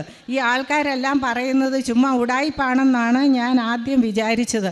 എന്താണേലും ഞാൻ ബൈബിള് വായിക്കും, ഉടമ്പടി പ്രകാരമുള്ള എല്ലാ കാര്യങ്ങളും ഞാൻ കൃത്യമായിട്ട് ചെയ്തുകൊണ്ടിരുന്നു. എന്നിട്ടും എൻ്റെ ഉടമ്പടിയിലുള്ള നിയോഗം എന്താ സാധിക്കാത്തതെന്നുള്ള ഓർത്തിട്ട് എനിക്ക് വളരെ സങ്കടം തോന്നി. അങ്ങനെ ഇരിക്കുമ്പോൾ ഞാൻ എല്ലാ ചൊവ്വാഴ്ചയും അച്ഛൻ്റെ ഈ ചൊവ്വാഴ്ചകളിലുള്ള ഉടമ്പടി ധ്യാനം ഓൺലൈൻ ഞാൻ എല്ലാം അറ്റൻഡ് ചെയ്യും. ഒരു ധ്യാനത്തിൽ അച്ഛൻ പറഞ്ഞു, എല്ലാവരും ഉടമ്പടി എടുക്കും, പക്ഷേ ദൈവം അത് സ്വീകരിക്കണമുണ്ടോ ഇല്ലയോ എന്നുള്ളത് നിങ്ങൾ പരിശോധിക്കണം. അപ്പം ഞാൻ വിചാരിച്ചു, മഹാഭാവി എൻ്റെ നിയോഗം ദൈവം സ്വീകരിച്ചില്ല, അല്ലെങ്കിൽ ഉടമ്പടിയും സ്വീകരിച്ചിട്ടില്ല, അതുകൊണ്ടാണ് എന്ന് വിചാരിച്ചിട്ട് ഞാൻ എന്നും 5:30 ആകുമ്പോൾ പ്രത്യക്ഷീകരണ പ്രാർത്ഥിക്കാനായിട്ട് തുടങ്ങുമായിരുന്നു. അപ്പോൾ ഞാൻ വിചാരിച്ചു എൻ്റെ മനസ്സിൽ, എൻ്റെ ഉടമ്പടി ദൈവം സ്വീകരിച്ചില്ലെങ്കിൽ പിന്നെ ഞാൻ എന്തിനീ പ്രത്യക്ഷീകരണ പ്രാർത്ഥന ചെല്ലുന്നത് എന്ന് വിചാരിച്ചിട്ട് ഞാൻ ബൈബിൾ എടുത്ത് വായിക്കാൻ തുടങ്ങി. അപ്പോഴെൻ്റെ ചെവിയിൽ 2 സാമുവേൽ 23:5 ആരോ വിസ്പർ ചെയ്യുന്നത് പോലെയാണ് എനിക്ക് തോന്നിയത്. മെയിൽ വോയിസ് ആണോ ഫീമെയിൽ വോയിസ് ആണോ എന്ന് എനിക്കറിയില്ല. 2 ചെവിയിലും മാറി മാറി 2 സാമുവേൽ 23:5 എന്നിങ്ങനെ റിപ്പീറ്റായിട്ട് വിസ്പർ ചെയ്തു. അപ്പം ഞാൻ ബൈബിള് കയ്യിലുണ്ടായിരുന്നത് കൊണ്ട് ഉടനെ തന്നെ ഞാനത് എടുത്ത് വായിച്ചപ്പോൾ എനിക്ക് കിട്ടിയ വചനം, അവിടുന്ന് എന്നോട് ശാശ്വതമായ ഉടമ്പടി ചെയ്തിരിക്കുന്നു, സുരക്ഷിതമായി സംവിധാനം ചെയ്ത ഉടമ്പടി, അവിടുന്ന് എൻ്റെ രക്ഷയും അഭിലാഷവും സാധിച്ചു തരും. അപ്പോഴെനിക്ക് ഉറപ്പായി ദൈവം എൻ്റെ ഉടമ്പടി സ്വീകരിച്ചു. അതിന് എന്താണെന്ന്, അതിനുള്ള എൻ്റെ കാര്യങ്ങളെല്ലാം നടന്നു കിട്ടാനുള്ള കാലതാമസം എന്താണെന്ന് ഞാൻ പരിശോധിക്കണം. അതാണ് എനിക്ക് അപ്പോഴേ കിട്ടിയത്. ഉടനെ ഞാൻ വളരെ ഉത്സാഹത്തോടെ പ്രത്യക്ഷീകരണ പ്രാർത്ഥനയും അതുപോലെ രോഗീ സന്ദർശനങ്ങളും ജീവകാരുണ്യ പ്രവർത്തനങ്ങളും എല്ലാം കുറച്ചുകൂടെ ഉത്സാഹത്തോടെ ചെയ്യാനൊക്കെ തുടങ്ങി. അപ്പോൾ 8 മാസം കഴിഞ്ഞു. ഞാൻ നിരാശയിലിരുന്നത് കൊണ്ട് ഉടമ്പടി ഒന്നും പുതുക്കിയില്ല. ഉടനെ തന്നെ ഞാൻ വന്ന് ഫെബ്രുവരിയിൽ ഉടമ്പടി പുതുക്കി. പുതുക്കിയതിന് ശേഷം പിന്നെ അച്ഛൻ്റെ എല്ലാ ധ്യാനവും ഓൺലൈൻ ഞാനിങ്ങനെ വളരെ ശ്രദ്ധയോടെ എല്ലാം ഞാൻ ഓൺലൈൻ ഞാൻ അറ്റൻഡ് ചെയ്യും. അതിലൊരു കാര്യത്തിൽ അച്ഛൻ പറഞ്ഞു, എല്ലാവരും ഒരു മാസത്തിൽ 2 പ്രാവശ്യം കുമ്പസാരിക്കണം. ഞാൻ കുമ്പസാരിക്കാതെയാണ് പരിശുദ്ധ കുർബാന സ്വീകരിച്ചുകൊണ്ടിരുന്നത്. ഒരിക്കൽ 2 വർഷം മുമ്പ് ഒരു കുമ്പസാര കോൺട്രവേഴ്സിയൊക്കെ വന്നപ്പോൾ എനിക്ക് അച്ഛന്മാരെ പറ്റിയൊക്കെ പുച്ഛമായി. പിന്നെ ഞാൻ കുമ്പസാരിക്കാനൊന്നും കൂട്ടാക്കാതെ ഞാൻ എല്ലാ പ്രേക്ഷിത വേലയൊക്കെ കൃത്യമായിട്ട് ചെയ്തെങ്കിലും എനിക്ക് അച്ഛൻ അങ്ങനെ പറഞ്ഞു, എല്ലാവരും 1 മാസത്തിൽ 2 പ്രാവശ്യമെങ്കിലും കുമ്പസാരിക്കണമെന്ന്. അപ്പോഴും ഞാൻ വേഗം പോയി കുമ്പസാരിച്ച് പരിശുദ്ധ കുർബാനയൊക്കെ സ്വീകരിച്ച് എനിക്ക് എന്തൊക്കെയാണ് സ്പിരിച്വലായിട്ടുള്ള കുറവുകളെന്നുള്ളതെല്ലാം ഞാനിങ്ങനെ പരിശോധിച്ച് ഉടനെ തന്നെ ഒത്തിരി മാറ്റം സംഭവിച്ചു. എൻ്റെ ഹസ്ബൻഡിന് ദൈവവിശ്വാസമൊന്നുമില്ല. കാലിൻ്റെ ആരെങ്കിലും കയ്യിൽ പിടിച്ചുകൊണ്ട് നടന്നില്ലെങ്കിൽ അദ്ദേഹത്തിന് ക്രൗഡിനകത്തോടെ ഒന്നും പോകാനൊന്നും പറ്റില്ല. തളർന്ന് കാലൊന്ന് പതുക്കെ ഒന്ന് വേച്ചാൽ മതി, അപ്പോഴും വീഴും. അല്ലാതെ തന്നെ തലചുറ്റി വീഴും. എന്താ റീസൺ ഒന്നും അറിഞ്ഞുകൂടാ. അപ്പോൾ സെൽഫ് കോൺഫിഡൻസ് മൊത്തം പോയി. ഞാൻ അപ്പോഴാണ് എനിക്ക് പരിശുദ്ധ അമ്മ എനിക്ക് ദർശനമൊന്നും തന്നില്ലെങ്കിലും എനിക്ക് തക്ക സമയത്ത് വചനം തരും. അങ്ങനെ 1 കൊറിന്തോസ് 7:13 മുതൽ 15 വരെയുള്ള വചനം അമ്മ തന്നു. ഏതെങ്കിലും അവിശ്വാസിയായ ഭർത്താവിന് വിശ്വാസിയായ ഭാര്യ ഉണ്ടെങ്കിൽ അവിശ്വാസിയായ ഭർത്താവ് വിശ്വാസിയായ ഭാര്യ മുഖേന ശുദ്ധീകരിക്കപ്പെടും. അതുകൂടാതെ എനിക്ക് വേറെയും വചനം തന്നു. ഭാര്യയും ഭർത്താവും ഏക ശരീരമാണ്. കർത്താവ് അങ്ങനെയും പറഞ്ഞിട്ടുണ്ട്. അപ്പം ഞാൻ വിശ്വസിച്ച് എൻ്റെ കാലിൽ വിശ്വാസ പ്രമാണം ചൊല്ലി മത്തായി 19:6 ഭാര്യയും ഭർത്താവും ഏക ശരീരമാണ്. കർത്താവേ, എൻ്റെ ഭർത്താവ് അവിശ്വാസിയാണ്. ആ അവിശ്വാസം പരിഹരിച്ച് എൻ്റെ ഭർത്താവിൻ്റെ കാലിന് സ്വാധീനം കൊടുക്കണം. അദ്ദേഹം രാഷ്ട്രീയത്തിൽ നിന്ന് സെൽഫ് കോൺഫിഡൻസ് എല്ലാം നഷ്ടപ്പെട്ട് വിരമിച്ചിരിക്കുകയാണ്. എനിക്കും മക്കൾക്കും അദ്ദേഹത്തിൻ്റെ ഈ അവസ്ഥ സഹിക്കാൻ പറ്റുന്നില്ലായിരുന്നു. അങ്ങനെ ഞാൻ പ്രാർത്ഥിച്ചു. എന്തായാലും ഈ കഴിഞ്ഞ 15-ാം തീയതി അദ്ദേഹത്തിന് അത്ഭുതകരമായ വിധം വീണ്ടും വർക്കിംഗ് കമ്മിറ്റിയിലോട്ട് തിരഞ്ഞെടുക്കപ്പെട്ടപ്പോൾ അത് സ്വീകരിച്ചു. സെൽഫ് കോൺഫിഡൻസ് തിരിച്ചു വന്നു. തനിയെ യാത്ര ചെയ്ത് 15-ാം തീയതി ഹൈദരാബാദിലെ വർക്കിംഗ് കമ്മിറ്റി മീറ്റിംഗ് പങ്കെടുത്തിട്ട് തനിയെ തിരിച്ചും വന്നു. അതിന് ഞാൻ പരിശുദ്ധ അമ്മയോട് ഒത്തിരി നന്ദി. ആവേ മരിയ, ഈശോയ്ക്കും ഒത്തിരി നന്ദി. പിന്നെ എൻ്റെ മൂത്ത മകൻ രാഷ്ട്രീയത്തിൽ ജോയിൻ ചെയ്യണമെന്ന് അവൻ്റെ വലിയ സ്വപ്നമായിരുന്നു. അപ്പോൾ അവൻ എൻജിനീയറിംഗ് ഗ്രാജുവേഷൻ ഫർദർ സ്റ്റഡീസിന് വേണ്ടി സ്റ്റാൻഫോർഡ് യൂണിവേഴ്സിറ്റിയിൽ പോയി. അവിടെ അവൻ പഠിത്തമെല്ലാം കഴിഞ്ഞപ്പോൾ അവൻ അവിടെ നല്ല ജോലിയൊക്കെ കിട്ടിയതാണ്. പക്ഷേ അവന് രാഷ്ട്രീയത്തിൽ താല്പര്യമുള്ളത് കൊണ്ട് തിരിച്ചു വന്നു. പക്ഷേ അവന് രാഷ്ട്രീയത്തിൽ എൻട്രി ചെയ്യാനുള്ള തടസ്സം മാറ്റാനാണ് ഞാൻ 2ാമത്തെ നിയോഗം വെച്ചത്. അവരുടെ വർക്കിംഗ് കമ്മിറ്റിയിൽ ചിന്തൻ ശിബിറിൽ മക്കൾ രാഷ്ട്രീയത്തിനെതിരായി അവർ പ്രമേയം പാസ്സാക്കി.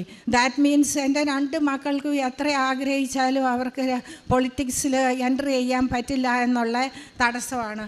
എൻ്റെ ഹസ്ബൻഡ് ആണെങ്കിൽ ഒന്നും അതിന് വേണ്ടി പരിശ്രമിക്കുകയോ മക്കൾക്ക് വേണ്ടി ഒരു കാര്യവും ചെയ്തു കൊടുക്കില്ല. അപ്പോൾ അങ്ങനെ ഇരുന്നപ്പോൾ ഞാൻ നിയോഗം വെച്ചു അമ്മയുടെ അടുത്ത്. എനിക്ക് അറിഞ്ഞുകൂടാ, നമ്മളാരും പ്രതീക്ഷിക്കാത്ത രീതിയിലാണ് കാര്യങ്ങൾ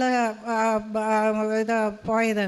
പെട്ടെന്ന് ഒരു BBC കോൺട്രവേഴ്സി വരികയും അത് ഭയങ്കരമായിട്ടങ്ങ് ഒത്തിരി സോഷ്യൽ മീഡിയ വഴി നമ്മളെല്ലാം ഒരുപാട് പ്രശ്നങ്ങളൊക്കെ ആയി.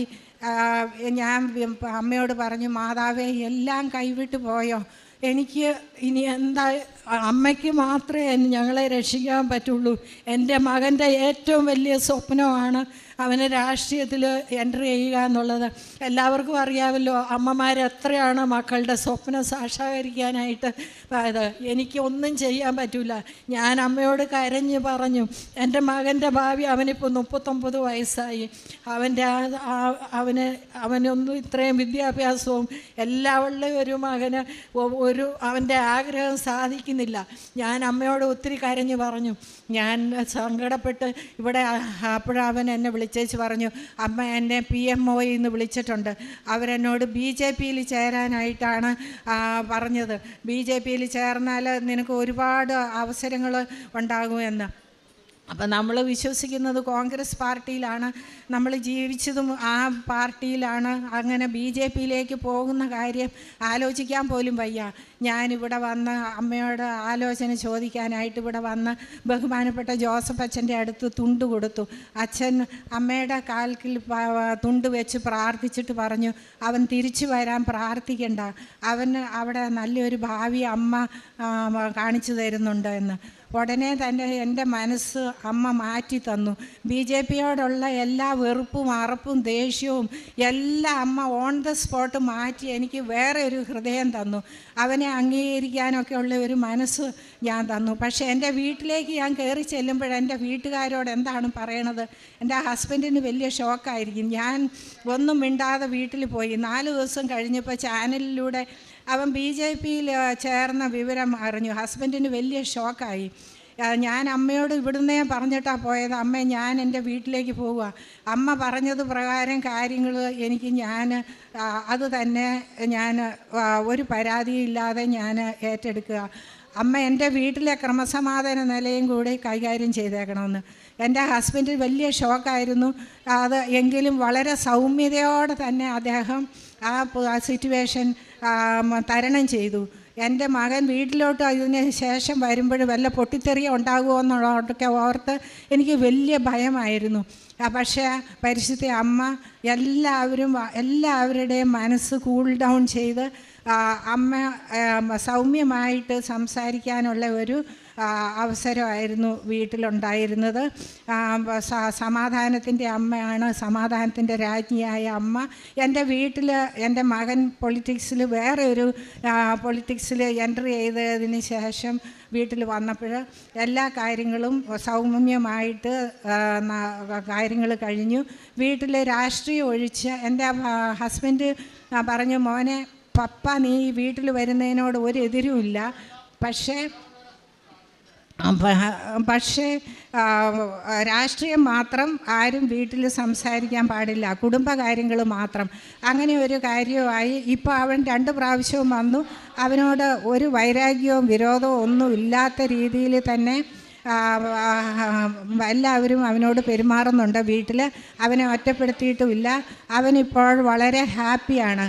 അങ്ങനെ അമ്മ എൻ്റെ മകൻ്റെ ഒരു തലമുറ കാലയളവാണ് അമ്മ സമയം ചുരുക്കി തന്ന് അവൻ രാഷ്ട്രീയത്തിൽ ജോയിൻ ചെയ്തു. പരിശുദ്ധ അമ്മയ്ക്ക് 1000 നന്ദി. പിന്നെ ഇത് രണ്ടും ഞാൻ എൻ്റെ നിയോഗം വച്ചിരുന്ന കാര്യങ്ങളാണ്. പിന്നെ എനിക്ക് 3-4 വർഷമായിട്ട്, കുറേ വർഷമായിട്ട് എനിക്ക് പെടലി വേദനയും നടുവേദനയും ഉണ്ടായിരുന്നു. ഒരുപാട് ഫിസിയോതെറാപ്പിയും പിഴിച്ചിലും കിഴിയും ഒക്കെ ചെയ്തതാണ്.